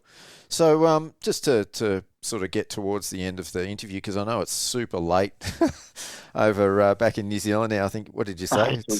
It's all good. You're a bit of a night owl. Most of these riders go to bed at like 8 p.m. So yeah, I normally am in the season. Yeah, off season I can stay up a little bit later. It's all good. Oh, nice. Do you have a drink when you're not riding? Nah, shit, no. No. Nah.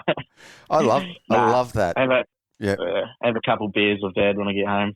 No. Got to be done. Yeah. So what was the MXON experience like? It was an unreal experience. A few little things didn't really go right. Don't really want to put the blame on anyone like that, but it's one of those events where everything has to be real well organised and perfect, to even run with those guys. So I didn't get to ride my bike at all, like before I raced, and it was a totally different bike, so that made it real tricky. But pretty cool experience, just even to be there watching, you feel like a fan. Yeah. But yeah, if I did it again, I would want to go over like at least a couple of weeks before and ride over there, just to get in the right frame of mind and stuff. But yeah, no, it's honestly an unreal event, pretty wicked. Yeah, I could imagine. That was your second time racing it, wasn't it? You did. Yeah, second time. Yep, I did one a couple of years ago at Redbud. Yeah. How do they compare? How I got the ride with the Reeve. Yeah. Well, that first one I did, I was just a 17-year-old kid buzzing. So yeah, I was the same again this year, to be honest. Yeah. But now, fuck, the most unreal event. I'd get over and watch one sometime if I was you guys. It's nuts. Yeah, I'll definitely on the agenda to go over and see one of those destinations. Oh, it'd be unreal. Yeah, sure. It's pretty cool. Bloody cool. Yeah. Jai would have had the time of his life. Yeah, he was loving it, eh? Yeah, what a weapon. He was chuffed as. Is it as crazy with the crowds there as as they make out? Like I had Liam Owens on, and just racing in Europe, and he said the European crowds, like they were shooting flares across the track at the start-finish table and stuff like that. Is that what like the MXON's like? Yeah, like we were doing the fight lap for the quali race, and then they're just fucking like over the fence shooting like smoke bombs and flares and shit, and you can't even see the track. Like, it was wild. So wild. That's gnarly. No, it's pretty cool. They love it over there. Yeah, they're just going ham. It's crazy because Australians have got such a reputation for being like pretty wild and out there, but when it comes to like motocross crowds, they're so conservative. Oh, and then just yeah, but they don't then have a you Mark go Hancock. over there, and these guys are just they animals. They probably they don't even know who's leading. They're just they're just loving it, eh? Yeah, that's unreal. Just sending. That's pretty sick. So what's next for you now as far as you're going to have a little bit of time off? When does training start again? When do you come back to Oz? And what's the plan sort of over the next month?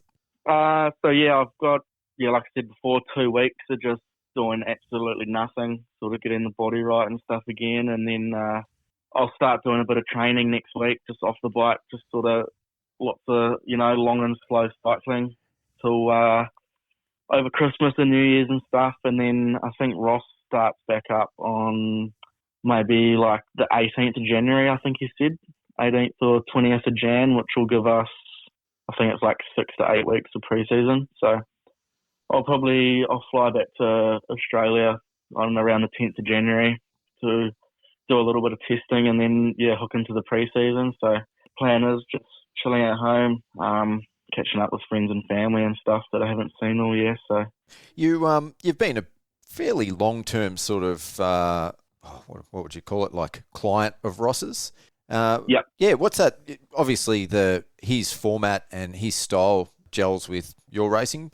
Tell me a little bit about that program and what it's like racing with, Kyle and all those boys and Jed and how that works for you.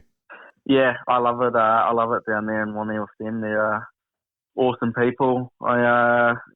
It's the first place I went, when I come over here at the start of last year. So been there 2 years now, and Ross has honestly probably taught me more than anyone ever has in the last 2 years.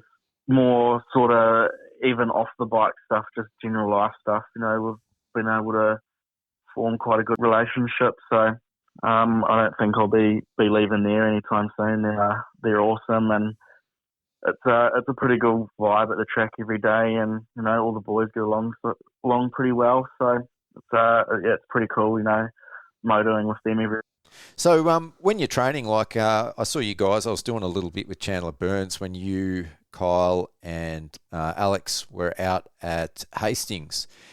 And just watching you guys get around, the speed was all pretty similar, but you've all got completely different riding styles. What does Ross bring to the program in that sense? Does he actually do sort of technique stuff, or is it all just about the fitness and speed and lap times? What's his program actually involve? So obviously we do a lot of motos. I would have done 700 30-minute motos around Wanne at the start of this year.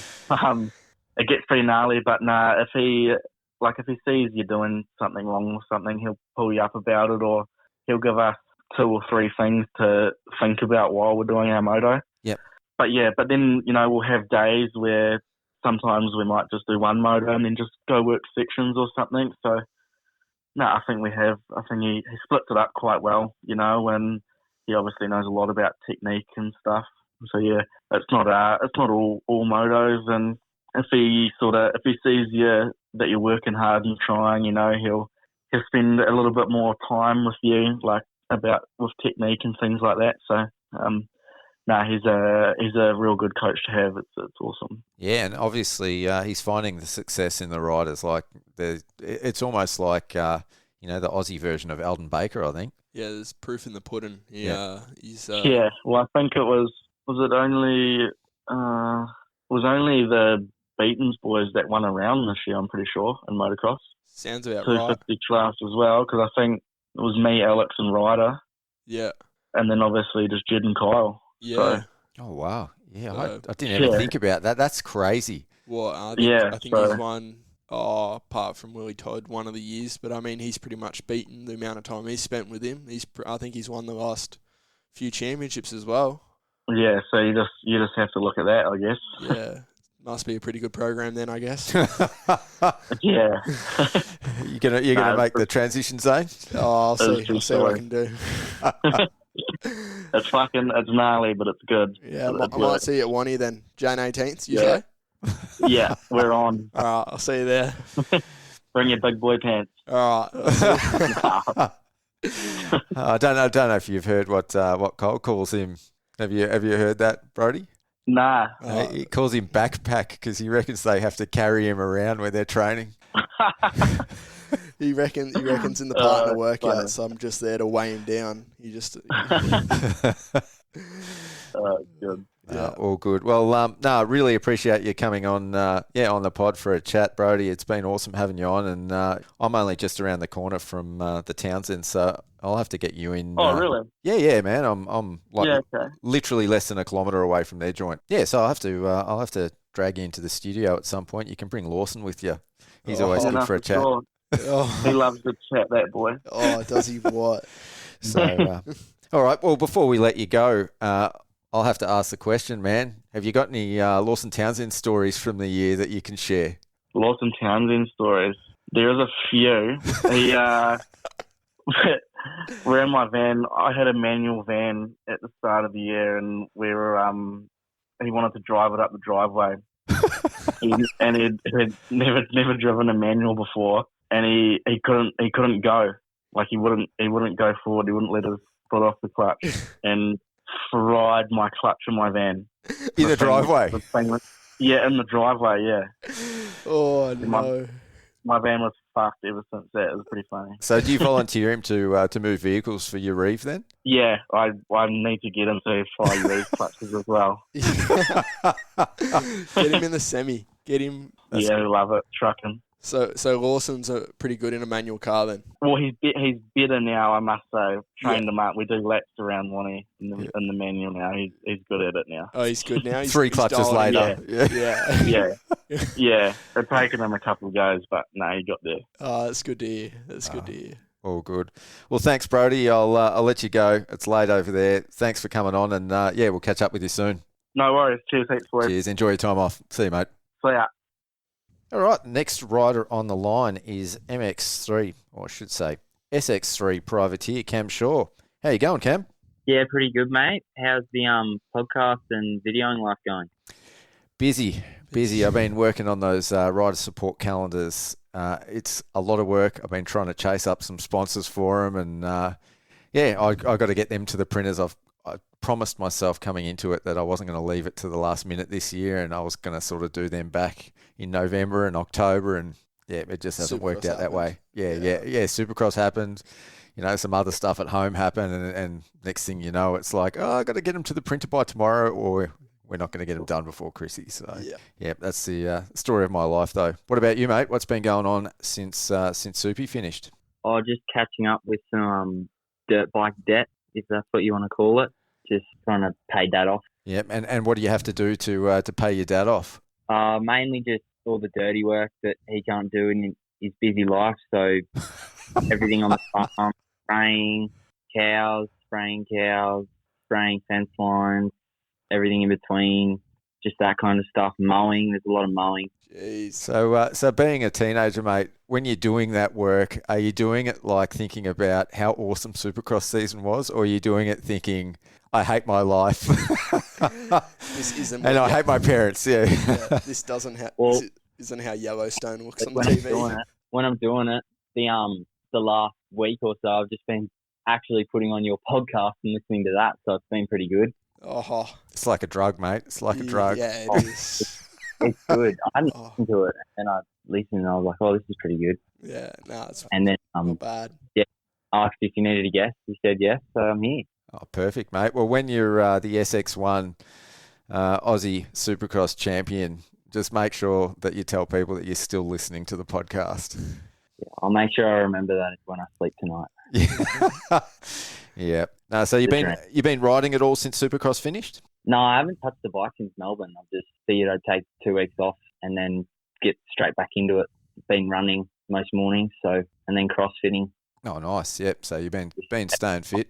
Yeah. It's good. No, the coming out of Melbourne, just didn't think I was fit enough, even though I've been doing this work, just trying to work on keeping my heart rate down during the motos, even though that's the hardest thing to do in Supercross when you're running a 200 BPM heart rate and your arms are pumping up and all you can think about is hitting this next jump and hitting this corner and not thinking about my techniques going like, shit, my elbows are down. Yeah. All this stuff.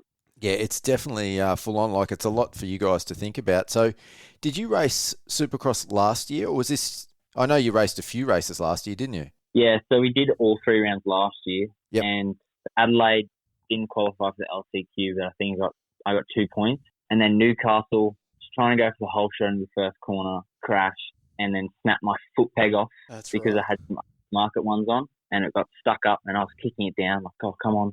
Why is this thing stuck up? Kicked it, and then I went to kick it again. I'm like, I haven't got a foot peg there. Oh, no. Then I shoved my foot in the frame next to the brake lever and just rolled around hoping someone would crash so I could get in.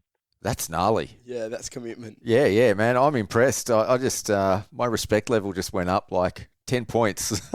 Yeah, no, I was, only jump I was hitting was the finish line and Yeah, only jump. just up to the rhythm before the finish line too. And everywhere else was rolling and doing basically just scrubbing the same side every time because it was the one time and the one side I didn't have a foot on. Yeah. And that was Newcastle. Yeah, Newcastle. Yeah. And so what about Melbourne. Melbourne? You did that last year, and what was that like compared to the AUSX Open this year? I think with the Oz Supercross and WSX, that part was great for us Oz Supercross riders because we were able to get the fan experience as well. Like we would race the Friday night and then come back the next night and be able to watch this racing that we've just done. Yep. And yeah, mainly just trying to, you really learn like, oh, they were doing this in this corner. I was doing this, there's some time, so forth. And then this year, it was just like full on, all in one night, done. Maybe they should do it like the opposite of, because we were always sort of talking about doing like the Aussie Supercross one night and then the AUSX, like the Aussie Supercross Championship one night and then the AUSX Open the next night. But maybe they should do it more like Adelaide and have like, you know, Saturday night do this massive AUSX Open event and then Sunday finish off with the Aussie Supercross Championship because like you said, Cam, you can learn a lot watching some of those top guys race a track. Yeah, I mean, it's so good for Melbourne as well because there's all these people saying that whole extra day. Yeah. I know a lot of people who showed up to Melbourne, got there right before and they left in the morning and went home. I know that's what we did when we went to watch AUSX. Yeah. I mean, it's got to be hard though because I think without that big draw card, and maybe this year they could have done it, but like I can't imagine hiring Marvel Arena for 2 nights. It's going to be. You remember last the crowd difference between the World SX night. Yeah, we had 12,500 on the Friday night. I think that's the issue. Like you've either got a Friday night where people are coming off work, or you've got a Sunday night where people have worked the next morning. You've kind of either way you're not going to maximise the crowd. Yeah, but you've just run it earlier on the Sunday if you're going to do it that way. True and that. with Marvel, since the inside, you still have that night feel about the stadium. Yep. Like the 3/4 of the night when we raced was still daytime outside, but you couldn't tell because they had the sunroof closed. And honestly feel like that nighttime feel of the Supercross is just way better for the fans because it feels like a game of footy really. Yeah. Like you can play to it more. Yeah. And it feels more like a show. It doesn't feel like going to the track and watching it. It's like this happening. It's funny you say that, Cam, because as a fan and a spectator, I love night shows. As a photographer, give me daytime any day of the week and twice on Sundays. I reckon daytime photos, especially if there's a crowd, look sick, but it's also so much easier to shoot. Yeah, with the lighting and stuff. Yeah, I can imagine. Redcliffe was okay. Did you go Redcliffe? No, I missed Redcliffe this year. Yeah, I think Redcliffe would have been okay because that was really well lit up. That was. But then you go to Wollongong and... Marvel's good. Wollongong was super dark, and that was interesting because JT said to me when he raced it like back in 2005, it was really dark, and he goes, like they're the same lights, and that was the day before, and I'm like, how can you tell just by looking, you know, surely they've updated them in the last 20 years. Nah. And yeah, it was a super, super dark. Marvel was fine though to shoot. There was plenty, like good lighting in there. Yeah, cool. Well, I think those lights and stuff cost a lot to put in because we've got the Wagga Speedway here where we had the last round of Oz Supercross 2 years ago. And it costs almost $1 million just to put those lights in. Yeah. Well, the good thing about the Marvel ones are so good because there's no shadows because it's lit from every direction. So you don't kind of... I think it's one of the only tracks where you're not fighting shadows at all, which is super cool. Yeah, it's lit from everywhere. Yeah. Yeah, and you get some cool photos of riders in front of the lights up there. The lights work. Like, yeah, no, absolutely. That's sick. So what was the championship like for you this year, Cam? Did you have a favourite track, a favourite round, a favourite format? I mean, for you guys in SX3, you didn't get to mix it up too much, except maybe at Adelaide with the two mains. But which was your favourite round? And tell me about your championship as a whole. Favourite round for the track, obviously Melbourne. The dirt was probably the best. And then the dirt at Redcliffe, surprisingly, was the second best. Really? The gravel-filled dirt at Redcliffe? No, well, walking the track, you're like, oh, this is going to be the worst track ever. It's made out of concrete mix. Yeah. It's got tiles. But then we rode it, and everywhere that wasn't hard pack, which you get that on every track. Yeah. It was like really grippy. Yeah, to be fair, that Sunday it was actually pretty good condition. Sunday had more grip than what Melbourne did. Melbourne was kind of that loose on top. Yeah, I was able to go inside before the finish line, and not hit the berm at all, which I was surprised because I was like, I'm going to have to go to the berm railway soon to get this finish line. Yeah, true that. I was saving at least a second. So I got a really good start there, and Ty Woods had passed me on that rhythm before, and I managed to pass him back just using that line inside. Yeah, nice. Well, that's good. It's good as Cammy showing up the big boys. Yeah, and then with the Beaton boys, you know how much shit they like to talk. They've given me nicknames, which is surprisingly stuck. Cam Chain. Cam Chain. So, I like that. That's Cam Chain Racing or something. Yeah. Oh, that's definitely going to stick now. Yeah. We're gonna make that Cam Chain worldwide. Yeah. Worldwide. Oh, I was thinking CCR, Cam Chain Racing or something like that. I like it. CS doesn't have that ring to it, but CCR kind of does. It does. Yeah. CCR and then Racing. It's better than the other nicknames. Cam Shaft wasn't too bad. And then, that would just be, Yeah, we'll leave that. We'll skip that one. Podcast. Yeah. And then Brodie Connolly, who I believe you just had on, came up with camel toe.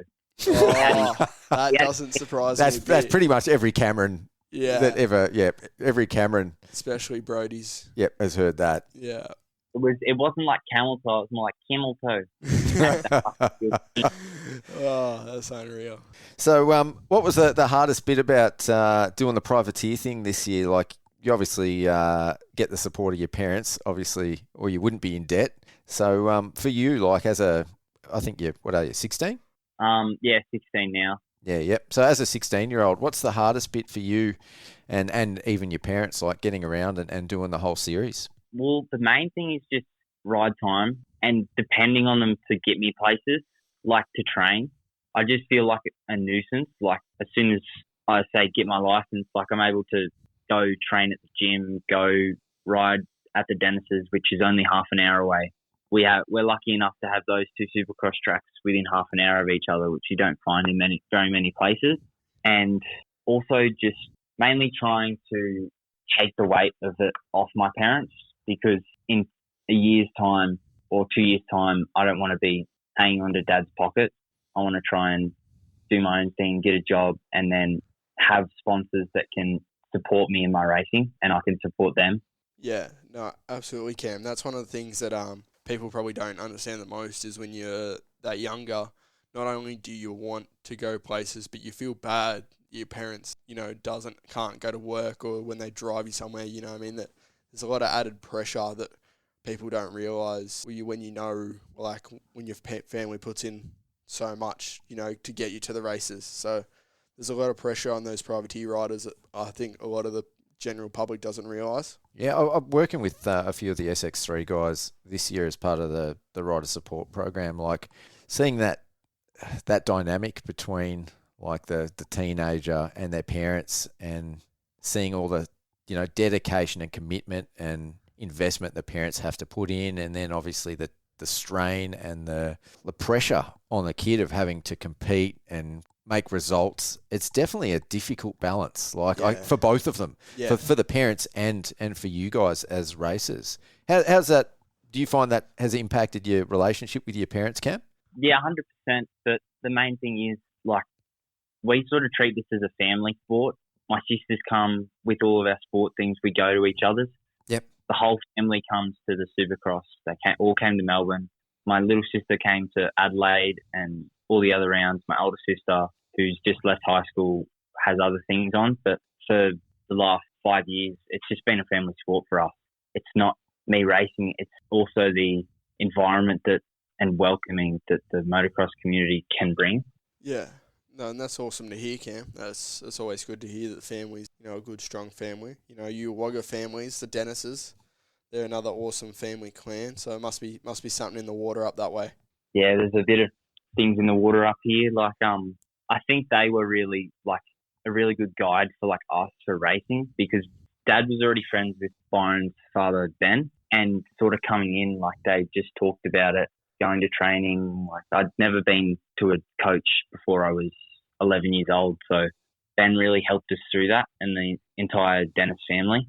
Their connections in the sport this year, I really owe my performance to them, because I was able to train with Beaton because Byron brought them down. So what's the dream, mate? Is the dream to end up like on a factory team and make a career out of this?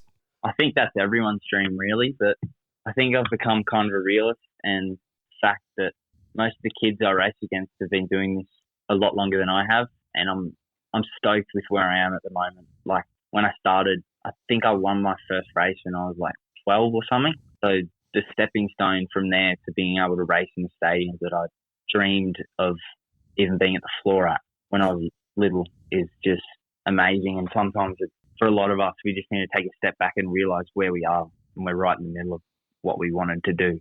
Man, that is so true, and it's awesome hearing that from like a rider, especially a young rider, because like as someone at the other end of the age spectrum, like I look at what you guys do and it blows me away, and I wish I was younger and I wish I had the ability to do that. And so it's funny, like when you hear even commentating on a world level, and they kind of talk smack sometimes about the riders that aren't winning championships or aren't even in the top 10 or something like that.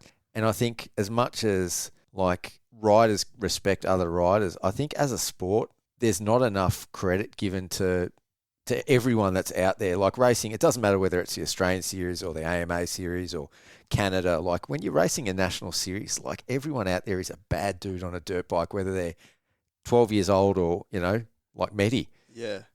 No, without a doubt. And like Cam, that's one thing I think, especially this year, I've kind of really taken on board. And, I've got a few years on you. I'm 20, nearly 21. So it's good to see you at such a young age kind of learning to enjoy it now. You know what I mean? So the next few years of your life will be quite good, chasing races, living the dream. So that's what I always like to say. I'm living the dream while I chase it. You know what I mean?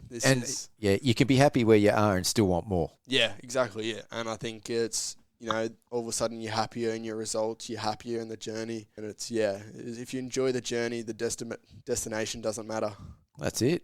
So, I'd much rather do this with a smile on my face than a frown on my face wishing I was doing better. Yeah, exactly that, Cammy. Yeah. So you've got a Supercross track at your place, I hear. Yes, we've got a track done by First Track Cashy, as he's well known in the industry, best track builder in Australia.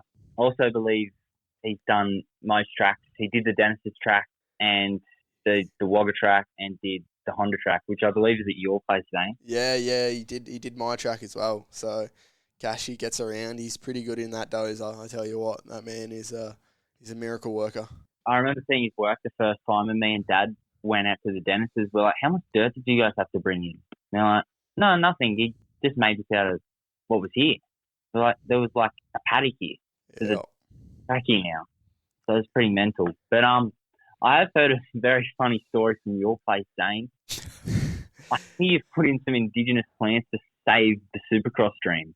Yeah. So with our track, we had a council knocking at the door. If anyone that's had the pleasure of being to mine, you'll know it's kind of in a little bit more of a... So it's almost suburban. Yeah. There's houses pretty close. I'm probably 3 foot from the road, I think, our triple is.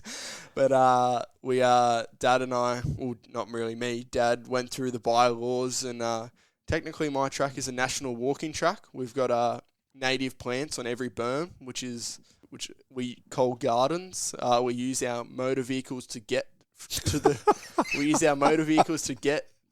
each berm, to prep our gardens, and the jumps are natural floodways. So if you ask anyone, that's actually just the best natural walking track in Australia.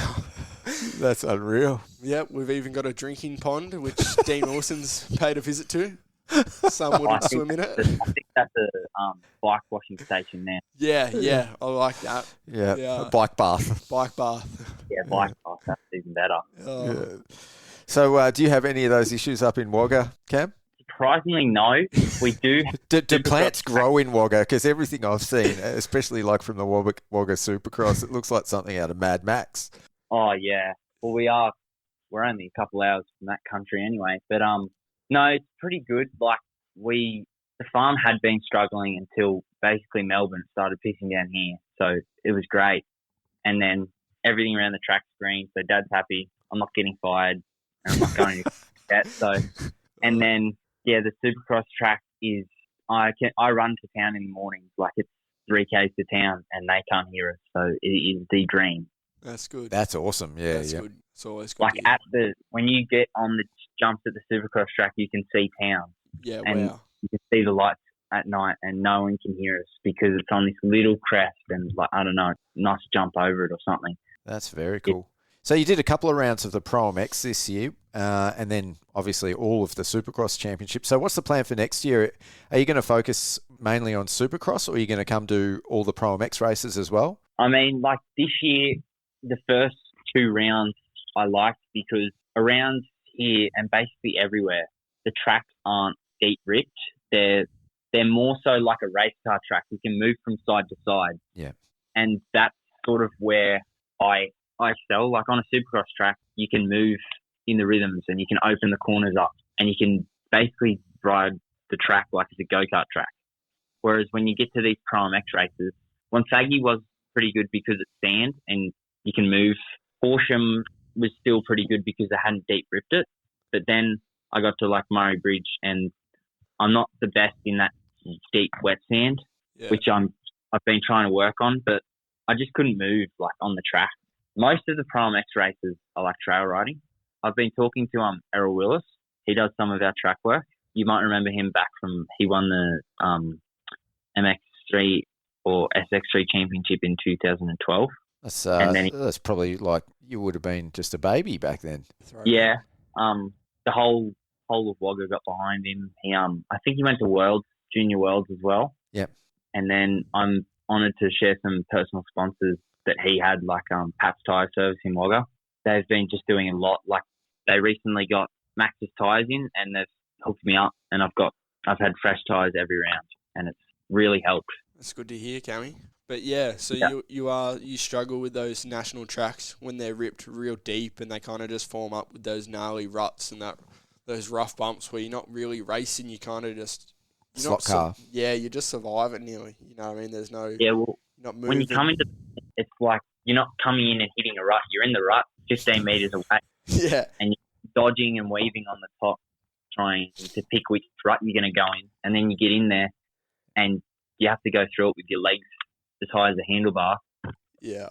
Once you crash, your feet half the time go in because of overwatered the track in qualifying and practice because obviously they have to compensate for the racing. Oh, don't worry. I know about that, Cammy. MX2, mate. I'm in that every week, mate. I know how the guinea pigs. Send out the guinea pigs. I know how wet that track is. Stuff. Don't you worry about that. Yeah.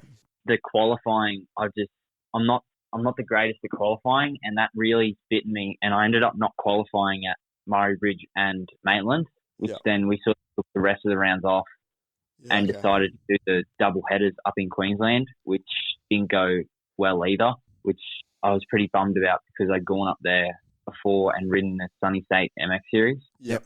And I felt good at MX Farm, and then we got there and it was a completely different track to what we've been riding. It had changed and get on the butt there. Yeah. I know how you feel, man. That's one of our biggest things. I mean, apart from our state series this year, actually had some pretty awesome tracks at the first couple of rounds. God, they were ruddy. Oh, they were insane. But like you compare it to, Blue Rock, which probably had 1 rut or 2 ruts for the whole track. Bring it on. You know what I mean? My favourite track. Don't you dare say a bad word about Blue Rock. Mate, Blue Rock can get off the series for all I care. I love it. Love it. That's an argument for another time. But yeah, I know how you feel, mate. There's nothing worse than when you're rock up to nationals knowing you kind of you're not right on the way you know you can. But yeah, it's good to hear you're in good spirits, and I'll be cheering for you in 2025, mate. Don't you worry about that. Yeah. So are we going to see you at the Pro MX again? You're going to have another crack at it? Yeah, we'll have another crack at it this year, and then we're going to try and get down to Ross Beaton's Pro Formula this year at some point. Mum's going to try and take a couple of days off work, say like once every 2 months, and we'll go down there for 3 days and try and train with Ross and the boys, get back to shit talking with them. Yeah, good. Well, that's we were just talking to Brodie. That's about 1 kilometre from my house where they train. So You'll have to come back on the pod. Yeah, I'll get you in studio and we can talk some shit then. Oh yeah, that'd be great. Yeah, Tell you what, if you got mics down there, you get some pretty good content. You could bloody film a reality TV show with the amount of drama that goes on there. All right. On keeping that up note, with the mate, beats. tell us some stories, Cam. Yeah. Tell us your best. Yeah, your best Drama story. From the Supercross. Oh, I made the mistake of telling Ross that I had a date, Oh. and the entire next week was the politically correct term would be inappropriate signals every time I went around on the lap. And at one point, I laughed so hard I had to stop, pull off the track, and just lay down and keep laughing because he just came up with something new out of the box. And then every time I'd see him, he'd ask, Oh. Beep. Yeah. Oh, that's hilarious. Oh, Ross. Those boys. Yeah. Very nice. Well, on that note, mate. Yeah. Yeah, I think we'll wind up the interview. Is there anyone you want to thank or give a shout out to before we let you go? First off, probably you, Pete. What you do for us in this sport, not many people do it, and it's a lot of work. So shout out to you. Thank you, mate. I think there should be more people doing it. I'm trying to chase up support for you guys for the calendar, and the industry has been very quiet. So many small family-owned businesses are willing to step up, which is awesome. But I want to see more people in the industry do it. So that's going to be a side project, I think. But anyway, keep going. Yeah, Wagga Trucks, mum and dad's business, family-owned. They back me. I love them. I've grown up there. It's a great place. We got people from everywhere buying trucks from us. And then, as I mentioned before, Pat's Tyre Service. It's been around for ages. It's helped the motocross industry. They've got Max's tyres in there now. So just hit up Pat and order some tyres. TW Australia, Todd Waters, I'm stoked to say was my first in-industry sponsor. Yep. Before that, it was just mum and dad put Wagga Trucks on the side of my bike, and that was it. And we put some bloody rental, all those, you know how it is. We all put the logos on our sponsor wanting to be these pro Factory athletes. guys. Yep. Dream. And then I remember seeing this thing, put in a resume, and I had a pretty damn big smile on my face when I got that email back saying I was accepted into the program. So just a big thanks to Todd Waters and his family, really. I know it's a little business that they run, and Raceline too, that he's now taken onto his plate. I don't know how he does it, honestly. Bloody team owner. Racer, and still good racer, yep. Yeah. Racer, good racer. Brand owner. He does it all. A dad. Yeah. And yeah, he runs a brand and runs half of Raceline Performance. So he's just, I don't know, someone to look up to, someone to be when you get older, because that's how this sport becomes bigger, is people just putting in that much effort to help other people rise. Yeah. Putting back into the 100%. sport. Grow the pie, not the slice. Exactly. And the talk of the night, that has. That has, definitely. All right. Anyway, thanks, Pete, for the addition to the podcast, and hopefully I can catch up in person if we get down to Ross's. No, 100%, mate. I look forward to it. And, enjoy some time off. Have a great Chrissy, and I'll catch up with you soon. Thanks, Pete. Thanks, Zane. See you, mate. Alrighty, let's keep this thing rolling. So, SX3, winner on the night, Cade Kingsford, our boy Cannon in second. Good way to finish the season. Hansis in third. But Seth Birchall wins the championship. How good is that? Yeah. Well done. Well done. What a ride. Yeah. You know, Great goal. he did it all. He went 1-1 at Brisbane, landed on his head in Adelaide. Still come fifth. Yeah, he rode through, soldiered through. Jake crashed out in the final laps of Wollongong. A few silly mistakes. Yeah. Everyone had him, but Birchall, he kind of did what he had to and got the job done. All credit to I him. think he let Cannon past and then just he knew what he knew. had to do. He knew. And just did it. I think a few of us were on the edge of our seats to see how Vince Freezy that pass was going to be. Birchall just said, I'll let you have that one, bud. I know I've got the title. He had a few points spare. And So there's a lot of interesting stuff with this class, and it could potentially mix it up next year. So hopefully, I had Birchall on the podcast, and he was talking about, that the family can't basically afford to keep him racing at this level. So if he doesn't have a ride, he's an apprentice, and he's going to be self-funded. He's 18. So next year he's got to pay for it all himself. Is he going to get a ride? Yeah, you'd hope so. He's stepping up to MX2 and SX2. Yeah, I don't see him on a factory team. I do hope he's backed enough to do it. You know what I mean? I hope Yamaha puts a hand in their pocket and goes, he's a backed rider. So you don't reckon he'll be on Yamalube after winning a Supercross championship? You just hope so, wouldn't you? I hope he is. It depends. Like, who was on there? The only one I see him replacing is Barham. I don't see him replacing Cosford or Kingsford. So I don't see him going to a 4-rider lineup. Does Uribe take advantage of it? And does he just offer him a bike and a mechanic for the season? And he could. Then maybe a bonus program for Supercross. Saying that, the rumour mill is saying that Cade Kingsford's going there. So I think that's, I won't say it's locked in, but I heard that's pretty set in stone that Cade's going to Honda. Yeah, to fill Cannon's spot. Yeah, because Cannon's off in Bud. So that's pretty cool. Cade's done the whole goodbye post to Yamaha, hasn't he? So yeah. So I think that's done. I know Kai's going to WBR, so he's going to Yami to take Cade's spot. So. Okay, so what spots open up at Honda then? So if we look at MX2 next year. I don't know if Fergo has a ride. Yeah. I know Larwood's back. I know Connolly's back. All right, so they could have a third maybe. Yeah, could Ryder Kingsford be taking, because those boys have always been a bit of a 2-for-1 deal. Yeah, same as the Cannons. Yep. So, yeah, honestly, he could take Ryder and then Seth fills that spot. Yeah. Yamalube. I wouldn't be surprised. That may happen. What are Cowie doing next year? Do they... Well, Reed's gone. Reed Taylor back there? Nah, Reed's gone. I don't know where he's going. They'd be looking for a handy outdoor Supercross rider. Yeah, so... do they go to a Seth Birchall and then get a Yankee or get an international in for Supercross to try and win the title? So there's a possibility there. Todd with Mather now stepping up. Do they have another rider? Is Reese Budd healthy enough to race? I think he'll be back for outdoors under that setup. Yeah. Is there any funding from Husqvarna and their $4 million in debt or whatever they are? Yeah, with KTM, we don't even know if Gas will be, if there'll be a Gas rider, eh? Yeah, Minerds gone. Spot there. But I think that, you think feeling that might be filled. Yeah, but who? Maybe a former junior KTM rider. Oh, like a Allsop stepping up or something like that. Or an ex-Honda rider. Here we go. We'll see who steps into that one. Hang on, I'm lost. I don't think... Well... Talk to me. Who's Hogan got next year? Oh, Seth Hogan. Yeah. Shackleton. Do we see Shackleton back? Nah, Shackleton's not. He's gone KTM. That's what I mean. He'll step to KTM, yeah. Yeah. So Shackleton filling in for Mini next year. Wow. Well, is that a rumour or is that confirmed? I haven't seen any press release, so I'm guessing it's a rumour.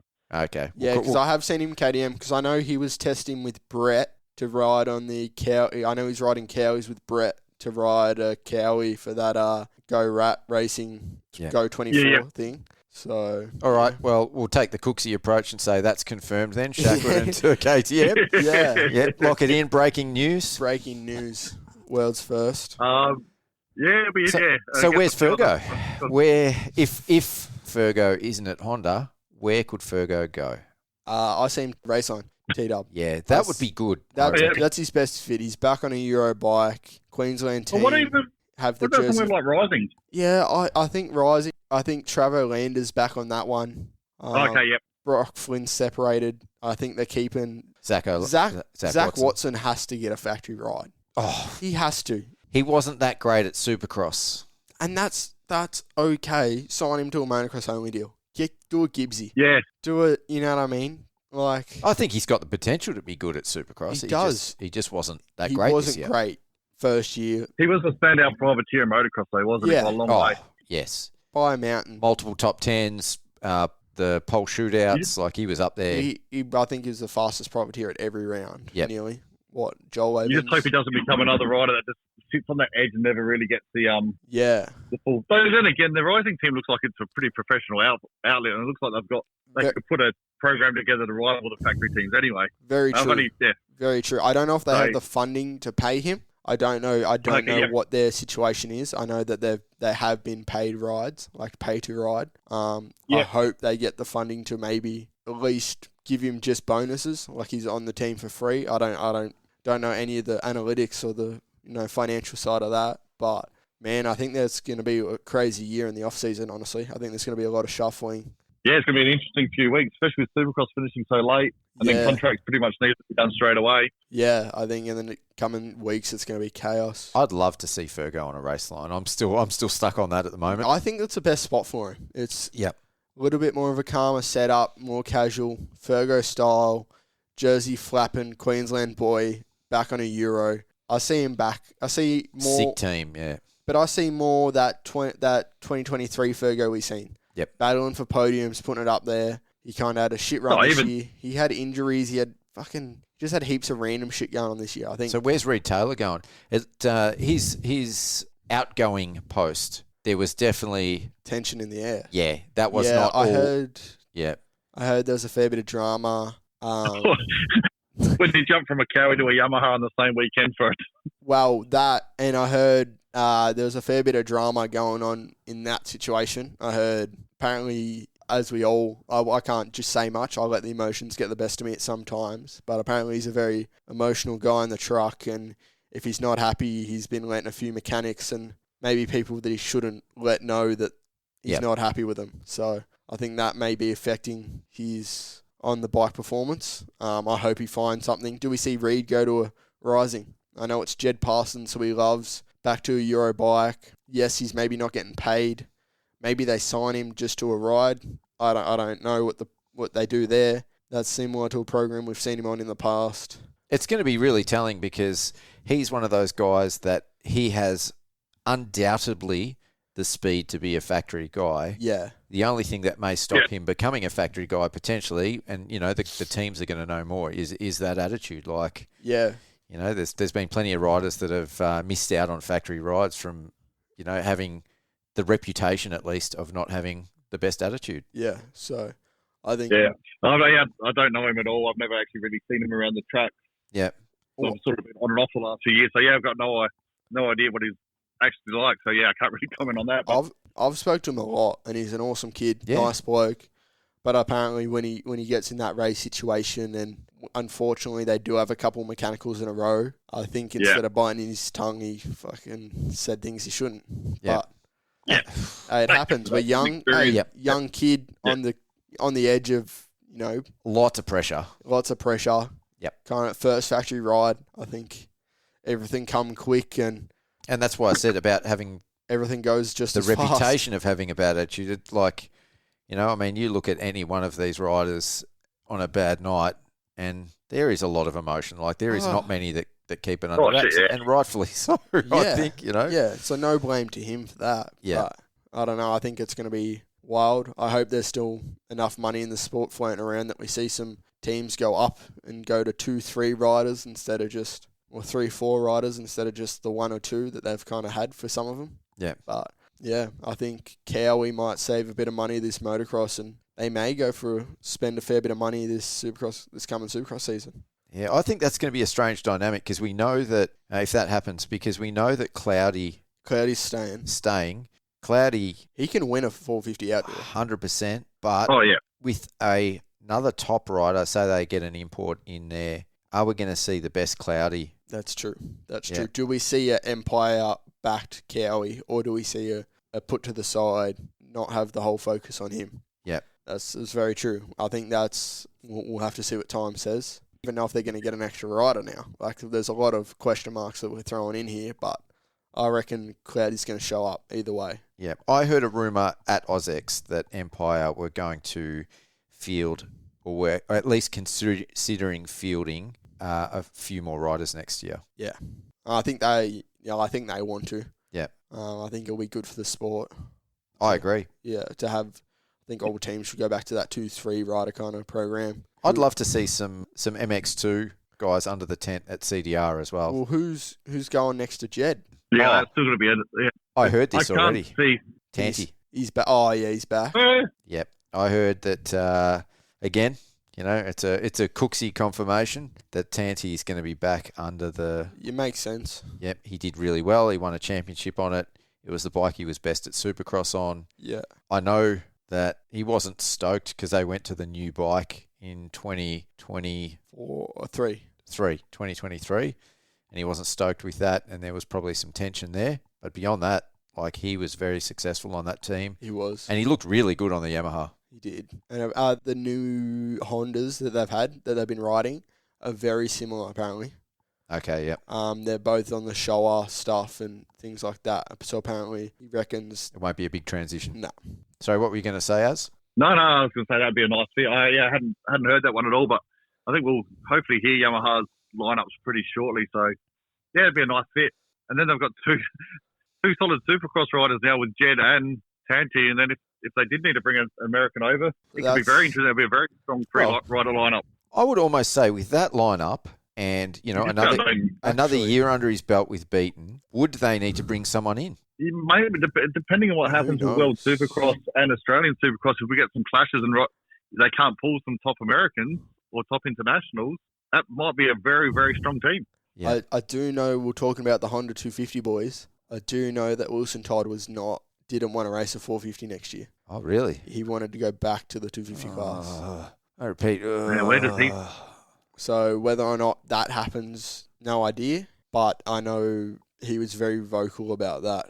I don't know. He was good on it. He was going to race 250 Supercross. I know he's awesome. He's probably going to win another with Brodie Connolly, maybe not, but he's going to be up there for another Moto championship if he goes back to MX2. But at some point, you got to step up. Do we see, if he, just say he does drop down, do we see Zach Watson jump across to a Honda on a very small ride next to Kyle Webster?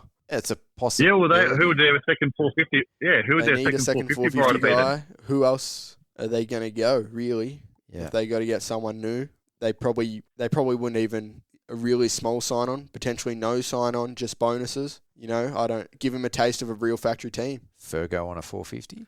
No. I don't see that. Nah. Let's keep him on race line. That's Yeah. yeah. Well, I could see Raceline having a bit of an Burns? extended lineup next year as well. Ooh, now we're talking. I know Chandler's on a 450 next He's on year. one. He's confirmed. He's fast. I would love to see that. I think a lot of people would love to see that. Mate, the way, just to digress a little bit, the way he rode at the Sandmasters in that final race, did you watch it? I wasn't there. Oh, so he crashed off the start. Yeah, I heard he put on a clinic. And smooth, calm, controlled, 6-lap race. He went from half a lap behind, and there was some some MX3 and MX2 riders in that field that are not slouches on a dirt bike. And Chandler caught them, picked them off one by one. AMX Open. Yep. Smoked them. Held off Webby and Tanti and Crawford.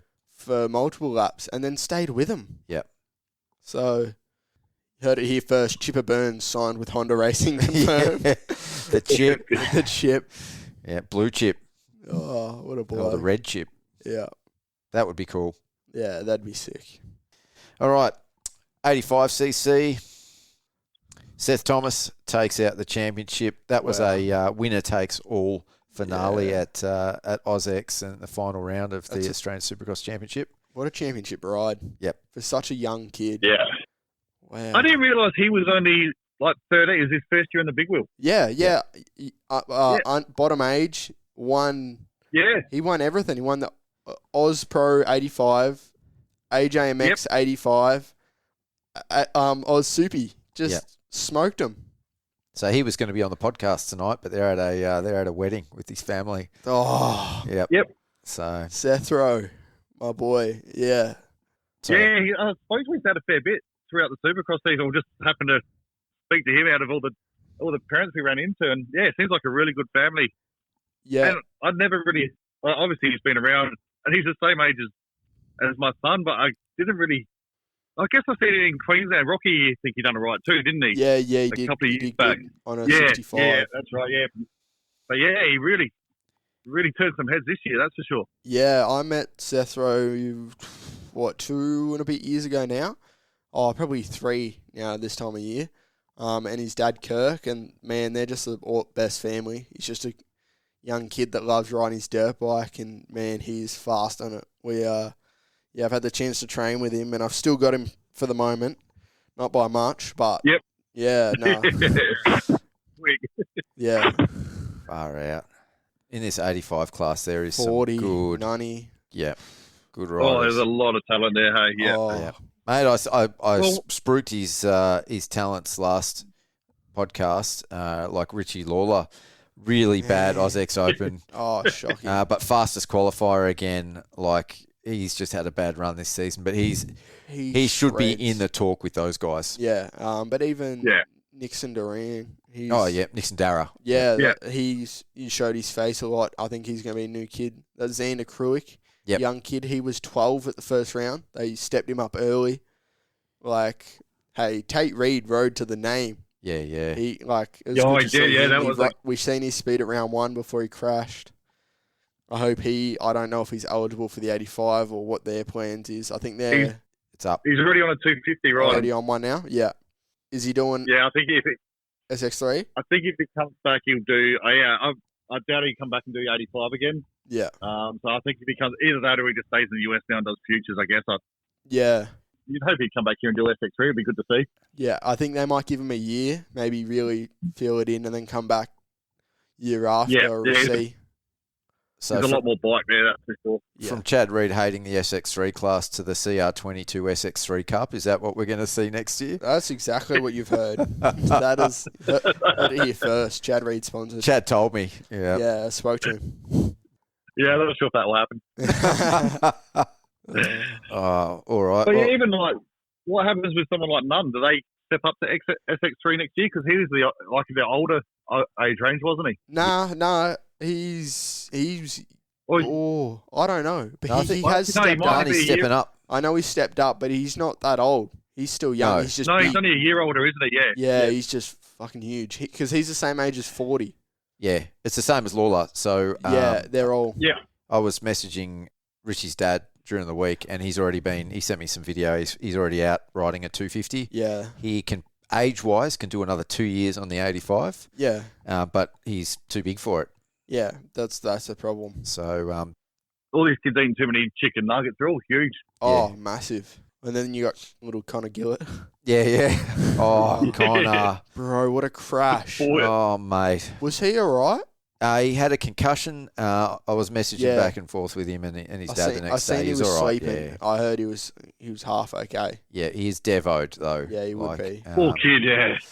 Huge. Great race, mate. I got so excited on their sight lap because he got the whole shot on the sight lap on their fake start, and mate, I thought it was the real start, Oh, and I was like, You did it, yeah. oh, I was so excited. yeah. Yeah, I reckon he was standing next to me at the time. and I you were was talking to you, Az. Yeah. Yeah, man, I just want he He has just needs a clean run. he has speed Yeah. for days. Speed is not the issue. Like you said, he just needs a clean run.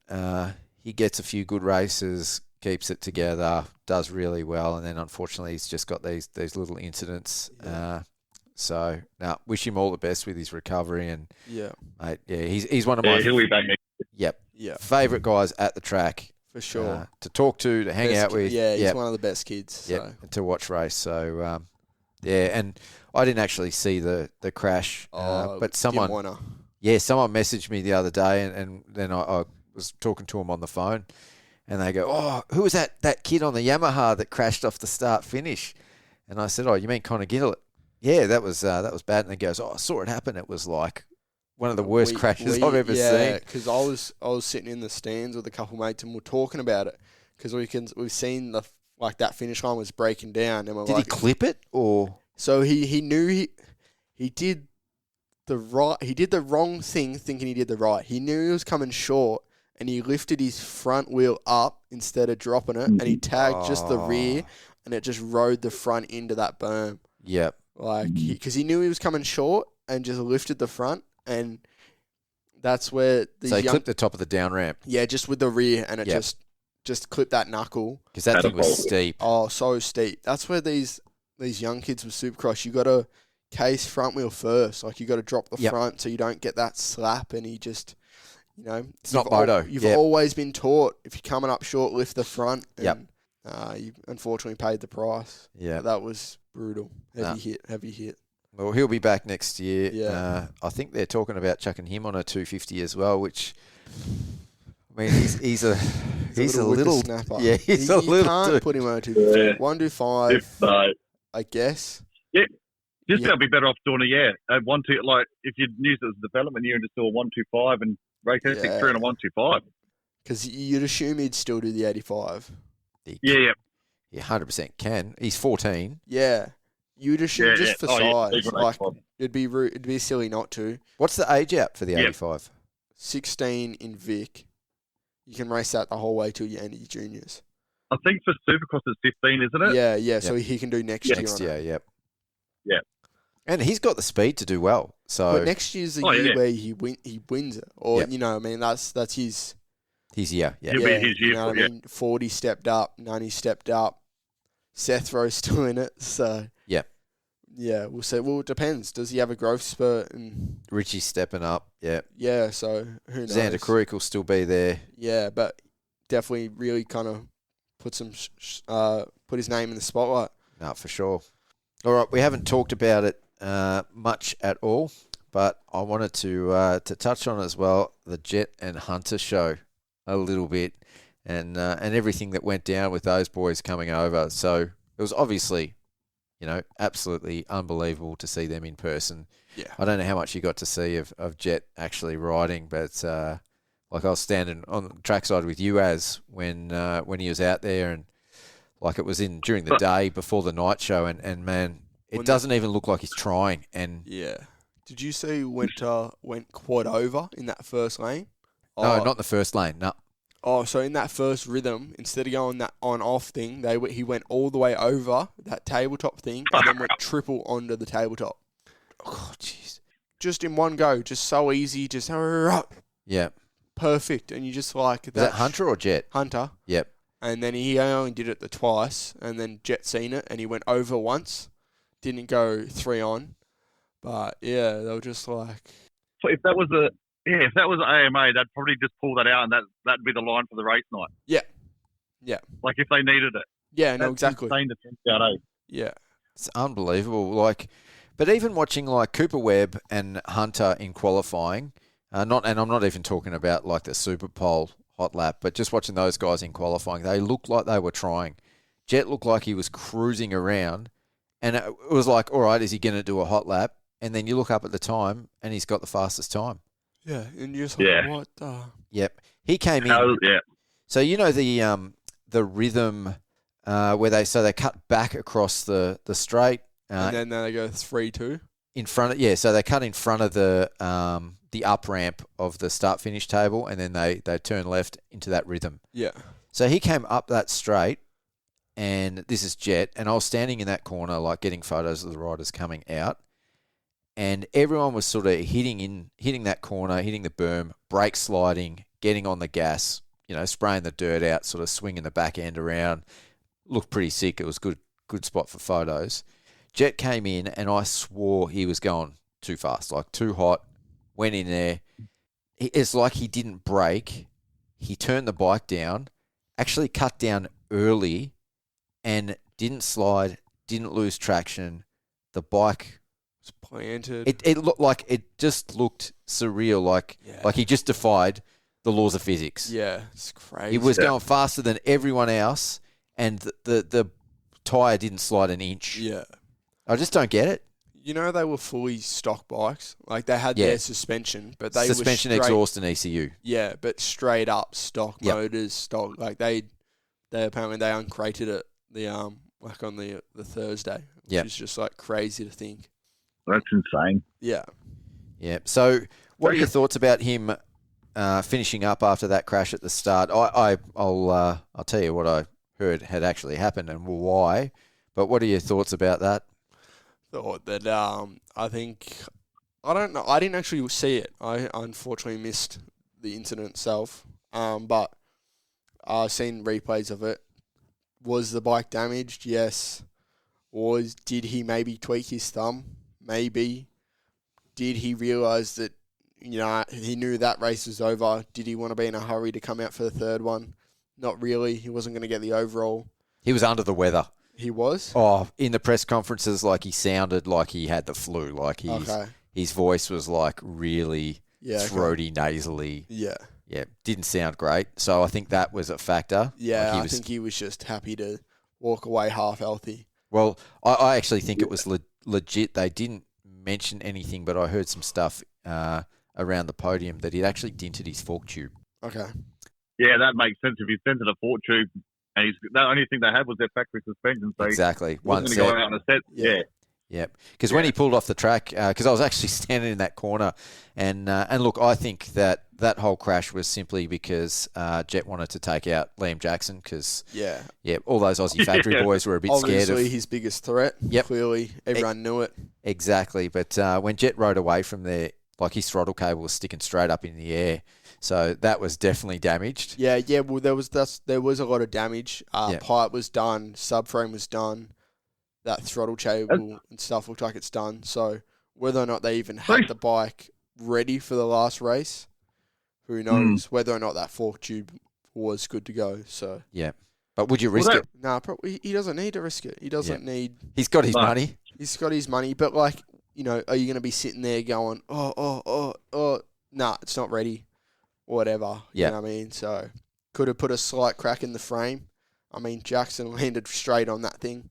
Yes. Engine mount busted, Well, even the rear subframes on those Hondas, that's all part of the airbox and everything in one now, isn't it, as well? Yeah. So all of that was it's not like it's an easy swap out just on a rear subframe like it is on most bikes, from my understanding as well. So. Yeah, no, exactly. So I think they probably looked at it and Jet went, no, it's done. Call her up. Back of the day. Yeah, feel like crap. Yeah. Got the monies in the bank.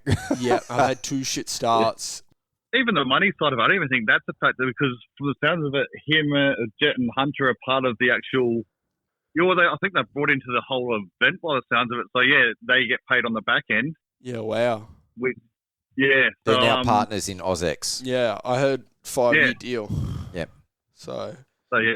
Hopefully we see him for the next 5 years. Yeah. Yeah, So that'd be great. I think with something like that would've- on their mind, they know they're coming back here next year. It's not a one and done. Yeah. So And obviously it'll be disappointing for the crowd not to see him come out for that third. I guess we get a bit of a false perspective because we managed to see him ride the day before. yeah, And we got to see all those practice and qualifying. So we actually seen him ride quite a bit. yeah. And I guess it's just, the unlucky for the fans. Him and Webb went down early in that second race. What which was is- Matt Moss It's doing? Supercross. He was mossing. Matt Mossing. What was... That was the He year jumped had, wasn't it? so far left, he jumped into the dirt mound and went over the bars. Did he cross rut? He would have had to cross rut or No, catch something. because There's no way he does that that on part of the purpose. track didn't have ruts in it. That's Matt Moss. That is Matt Moss defending his inside, and I don't know if he definitely misjudged. I hope for the sake of it that he did get a little off balance and didn't mean to cut that gnarly. Yeah. He cut Webb so far off. Like Webb, there was nothing Webb could do. And then Webb hit hard. Good to see he got out of that okay. Well, I don't know, man. He got up and he was holding his arm like it was broken. And Well, it's he's back riding. he's riding. He's back on the bike, He's yeah. riding in Oh, Siami. That's all right then. So, Because they had their press day or whatever, their team photo day or whatever it was. yeah. And he rocked up with his jersey and gloves on, and I was like, oh, that looks a bit suspect. Yeah. How was Phil Nicoletti's? You see that crash?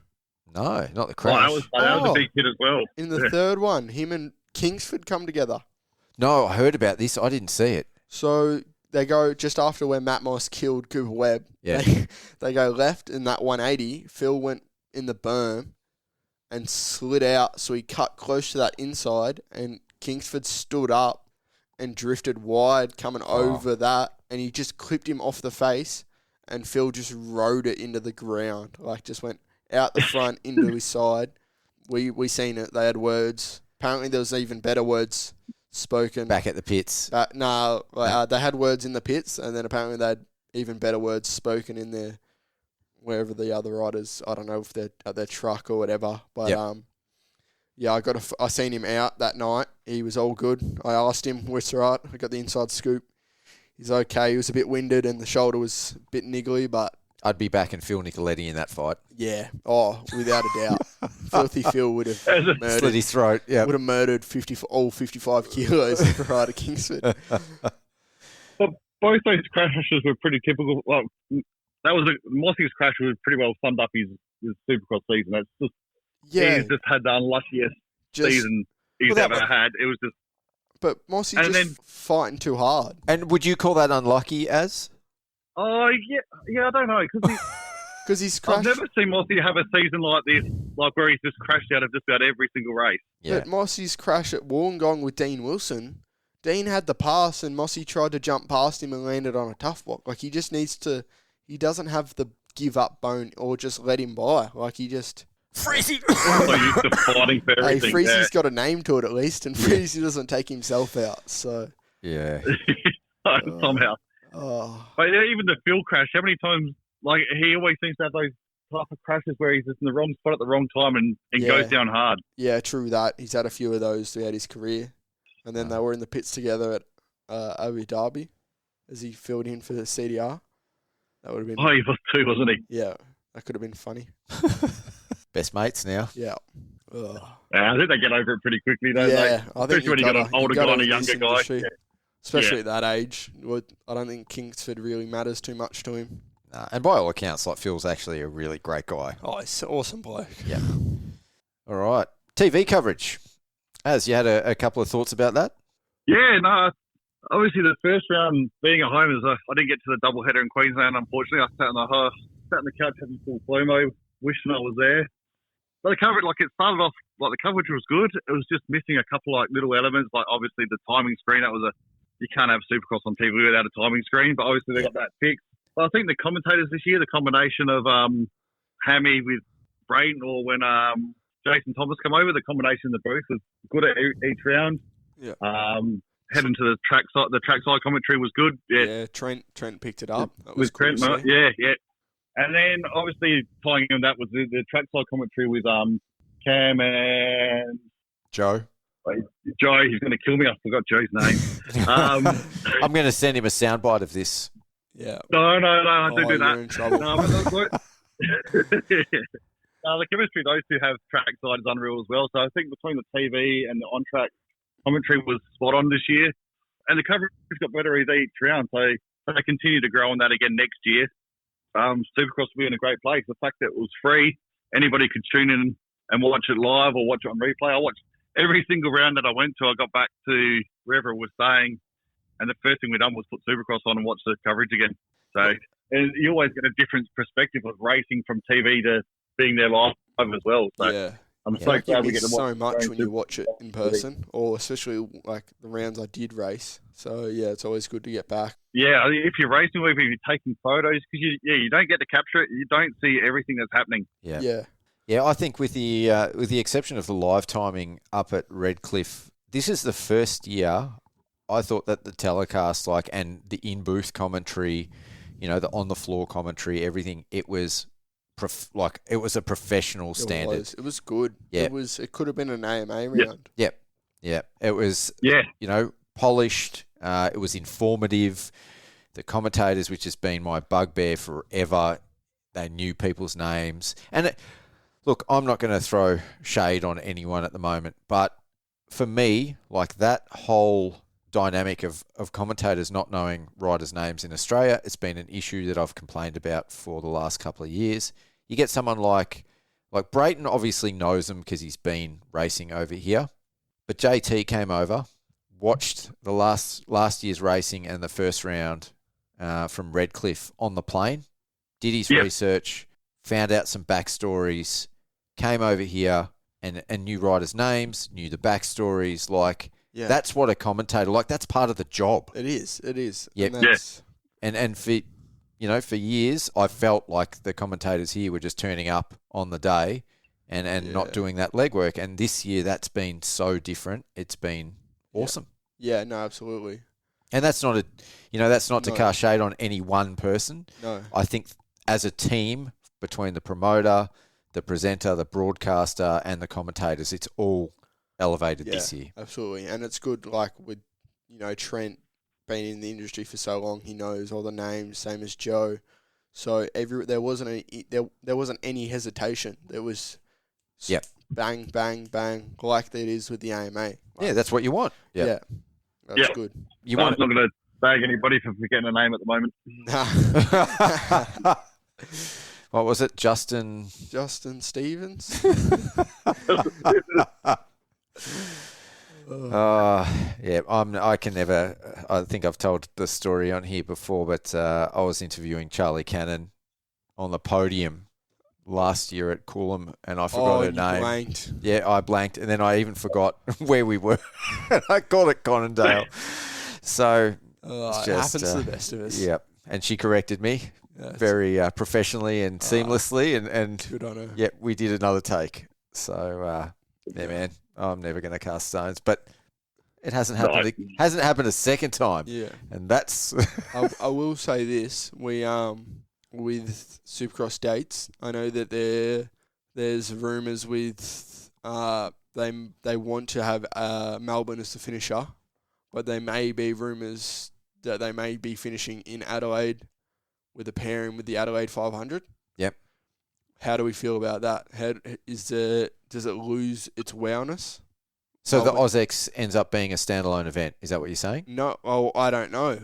Hang on. Sorry, you just said that we finish up at Melbourne, and then you said we finished up at Adelaide. Yeah. So we might not be finishing up at Melbourne. We'll be finishing up at Adelaide next year if they try and stick with the Adelaide 500 thing, because they changed the dates.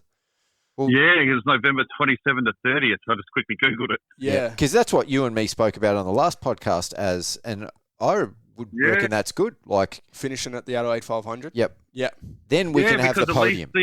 Your championship podium gets, in front of a shit ton of people. Way more people. Because then it would be before their last race. Like, that could be a cool thing. Okay. As a rider, how do you go from racing a 56-second track at Marvel to a 38-second track the size of a basketball court in Adelaide? Yeah. So they give them more room. Hopefully. Yeah. I mean, the room really is there. Yeah. I think they may be dropping 85s next time they go to Adelaide. Okay, I thought that was like I really liked the way they did Adelaide this year. I don't really have too many complaints. complaints. Just to make up space in the pits, shrink the pit size, so they can have bigger room for the track. Yeah. Well, that was the logic, because they didn't want to drop the MX3 guys. Yep. And 85 as a feature class would finish. This is all. We may be still finishing in Melbourne, but I know that this is talk in the town. So there's that service they lane. They definitely want to go to Adelaide again, wouldn't they? They would, Yep. If they have the opportunity to go there, they'd definitely want to go do it. I can't see them pushing AUSX out any later if they want to get the American right or get Hunter and Jet back over again. They can't. Their Melbourne date's locked in. That's confirmed. They don't have another weekend for that because they have to book so far in advance at Marvel. Could drop one of the V8, like the V8 support classes, and make room for the 85s. Yeah, surely. Yeah, how much money is that Porsche Cup putting in?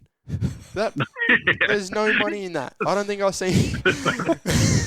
Your Reeve will cover it. Yeah, you'll put it on your Reeves tab, and we'll be all right.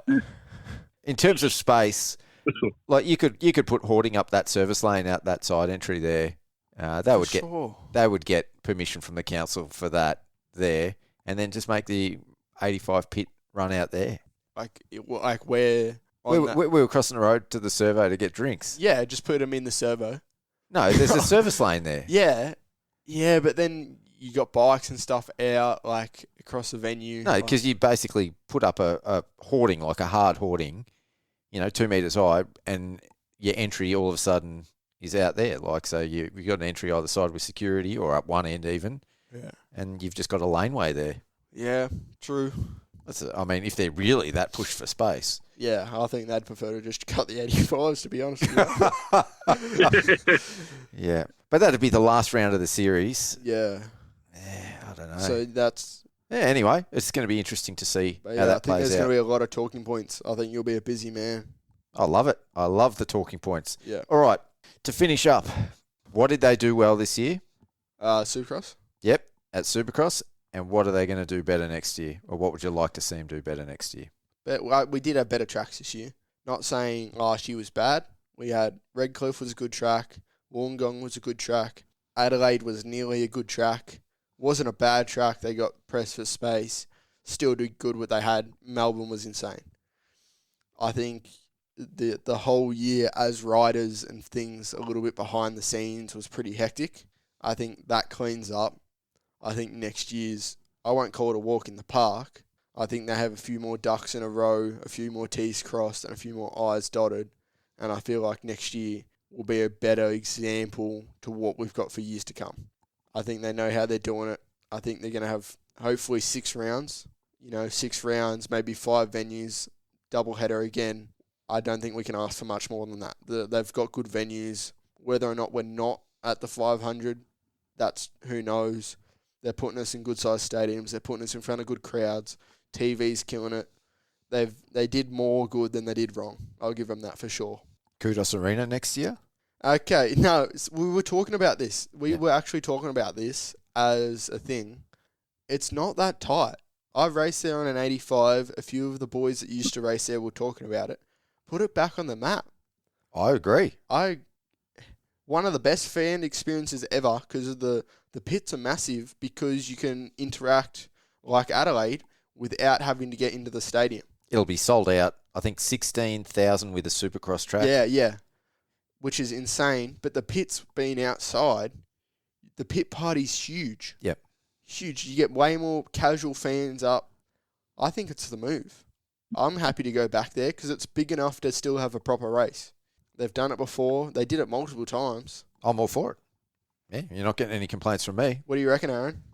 I don't know what Kudos Arena is. I'm guessing somewhere in Melbourne with you boys Sydney. talking about it. Sydney. It's where they Sydney. had AUSX a few years back. Oh, When that could work as another venue. Yeah, just something out of 16,000. Yeah, that could really work again. Run the tunnel again. Yeah. Yep. Yeah, that was a good venue. It's not much room for us photographers. I think it'd be very limited to who actually gets on track. I think most of us will be shooting from the stands, but I can deal with that. Same as Adelaide. But yeah, that'd be, Yeah. yeah. But I think once you go indoors, there really is nowhere to. Oh, you meant entertainment centre? Yes, yep.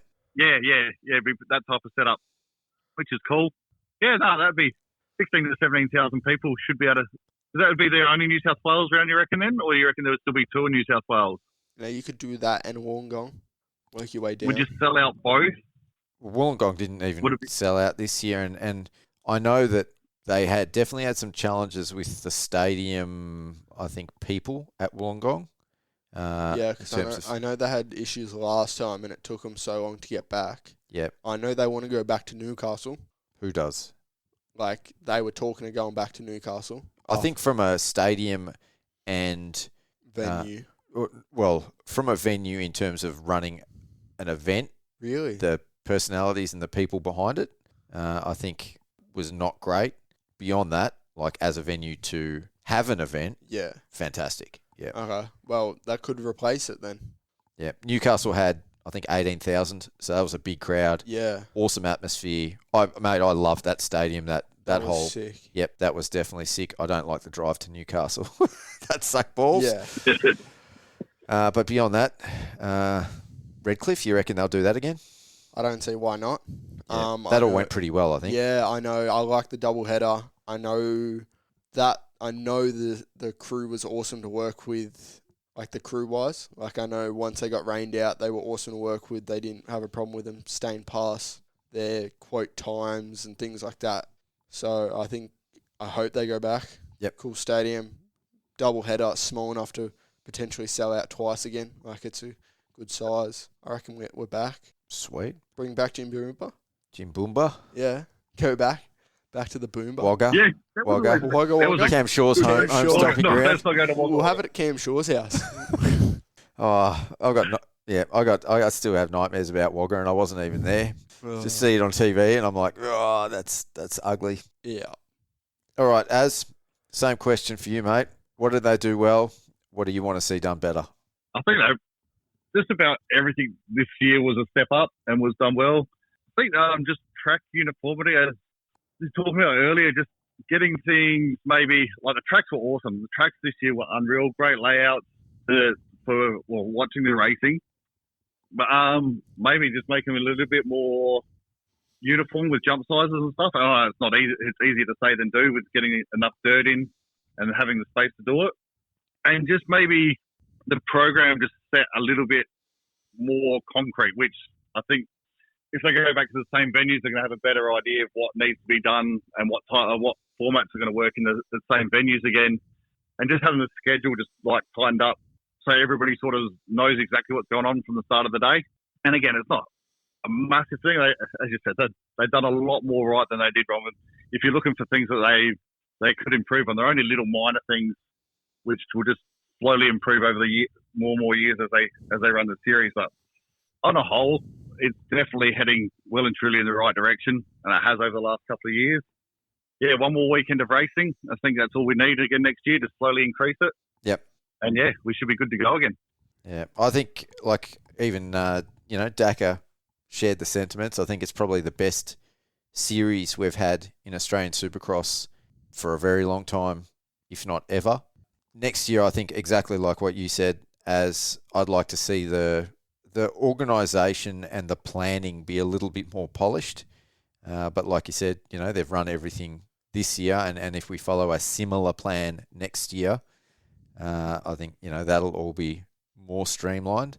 I'd love to see more LCQs and it be a little bit more open in terms of qualifying and riders getting through to finals and things like that. Yeah, a little bit more consistent. Yeah, I don't dig that sort of is changed subjectively or based on opinion during an event or to accommodate timing. Like if you've got heats and an LCQ on the schedule, you've got to run heats and an LCQ, or if you're going to change it, you've got to do like what they did on the Sunday in Adelaide and let everyone have a chance to race. So, an A and B main where everyone races, you split the field in half. Yeah.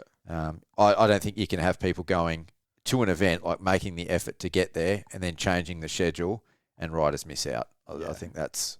I don't like even a heat is kind of acceptable if the numbers aren't there and only a couple people miss out and you don't want to run a whole LCQ. Yeah, of course. Yep. Yeah. Do it beforehand, but I really didn't like Melbourne not having any heat races. Yes, yep. I get that that's a thing they do in the US. In the US, but they have heat races, I believe, before the night show.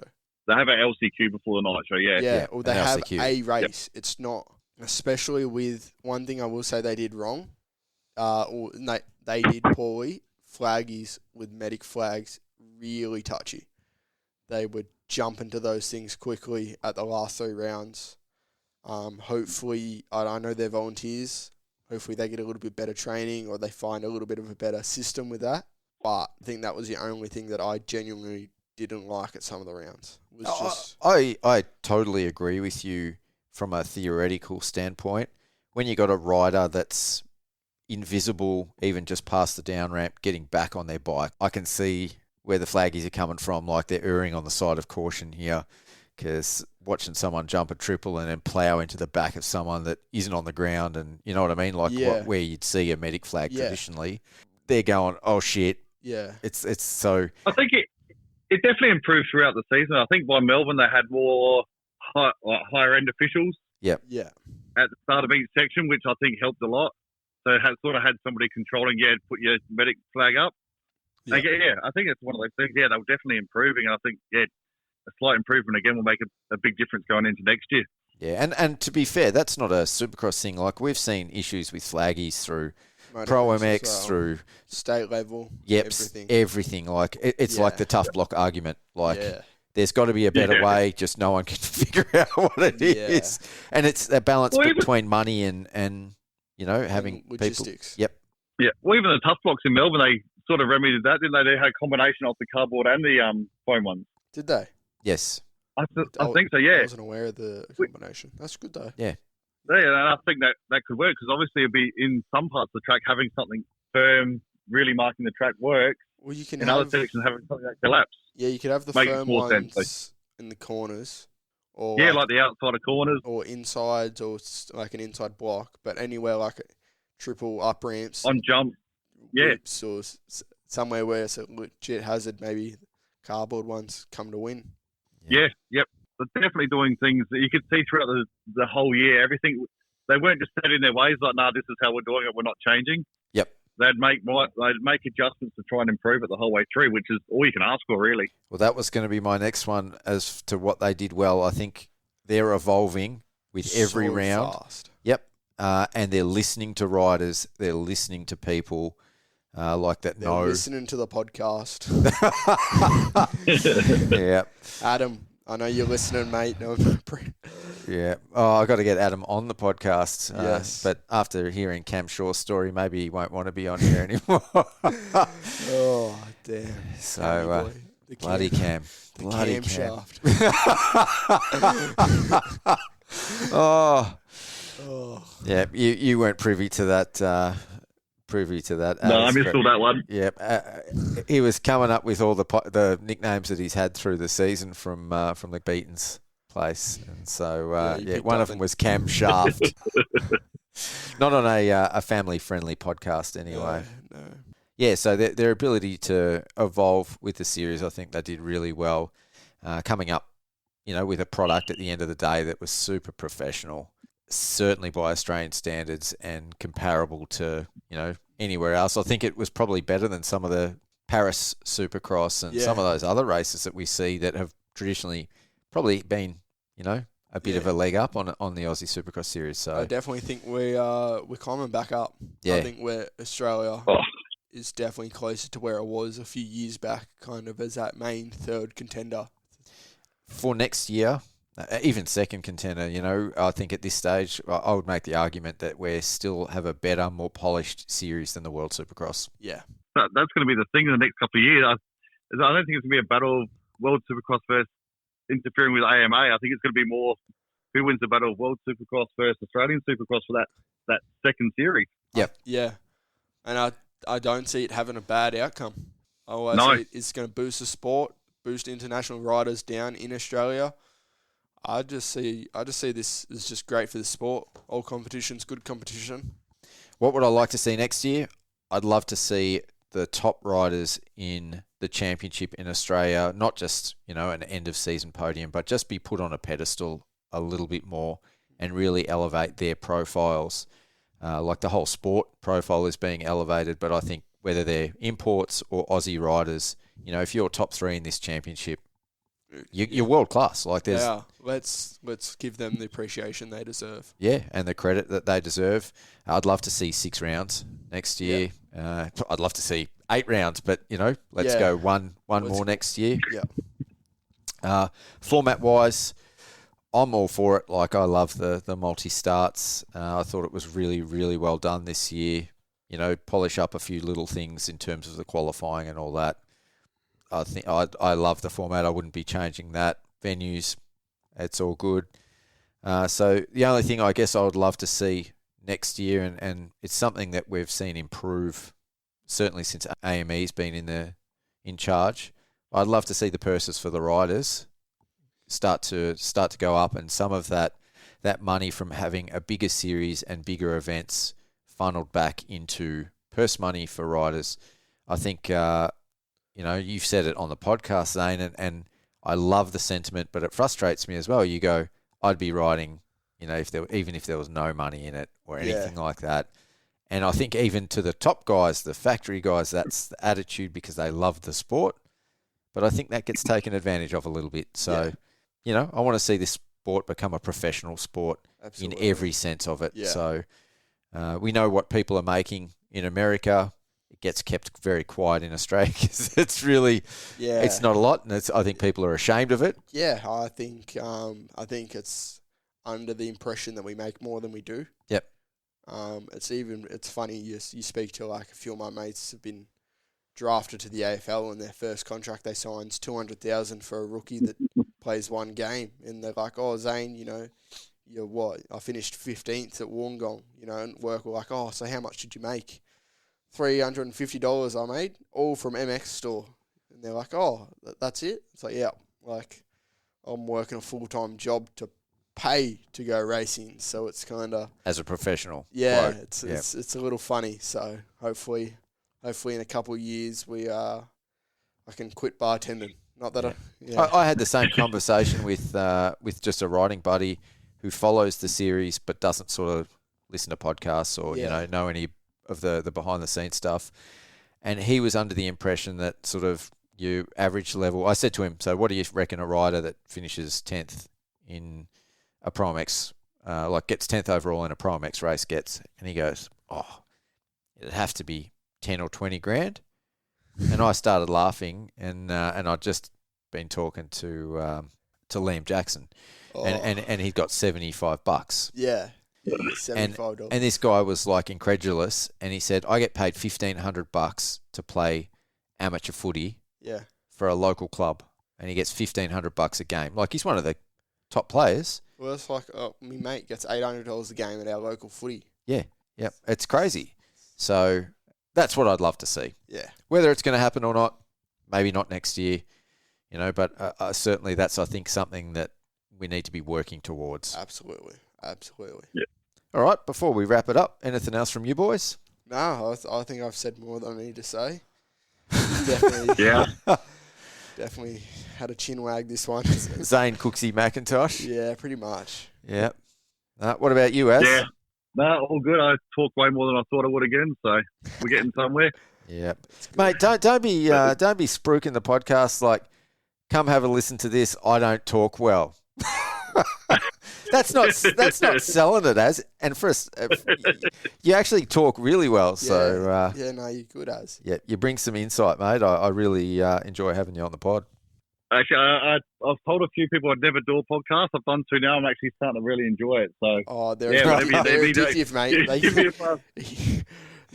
He's not even getting the pizza. Nah, mate, I'm here. I have pizza. Pete gets me some water and electrolytes. Mate, I'm living the life. This is... I've got a cold Big Mac my wife brought in for me about an hour ago sitting next to me, so I might jump onto that shortly. Nice. Zane's come in here with a sling on, so I draw the line at wiping his bum, but beyond that, he gets treated like a king. Yeah. Oh, just have to fly me over to Melbourne for these. That's all good. Easy done. Yeah, easy. Sorted. All right, thanks, gents. We'll wind that up. Cheers, mate. That was good fun. Yeah, thanks for having us, Pete. And that winds up our final podcast for 2024.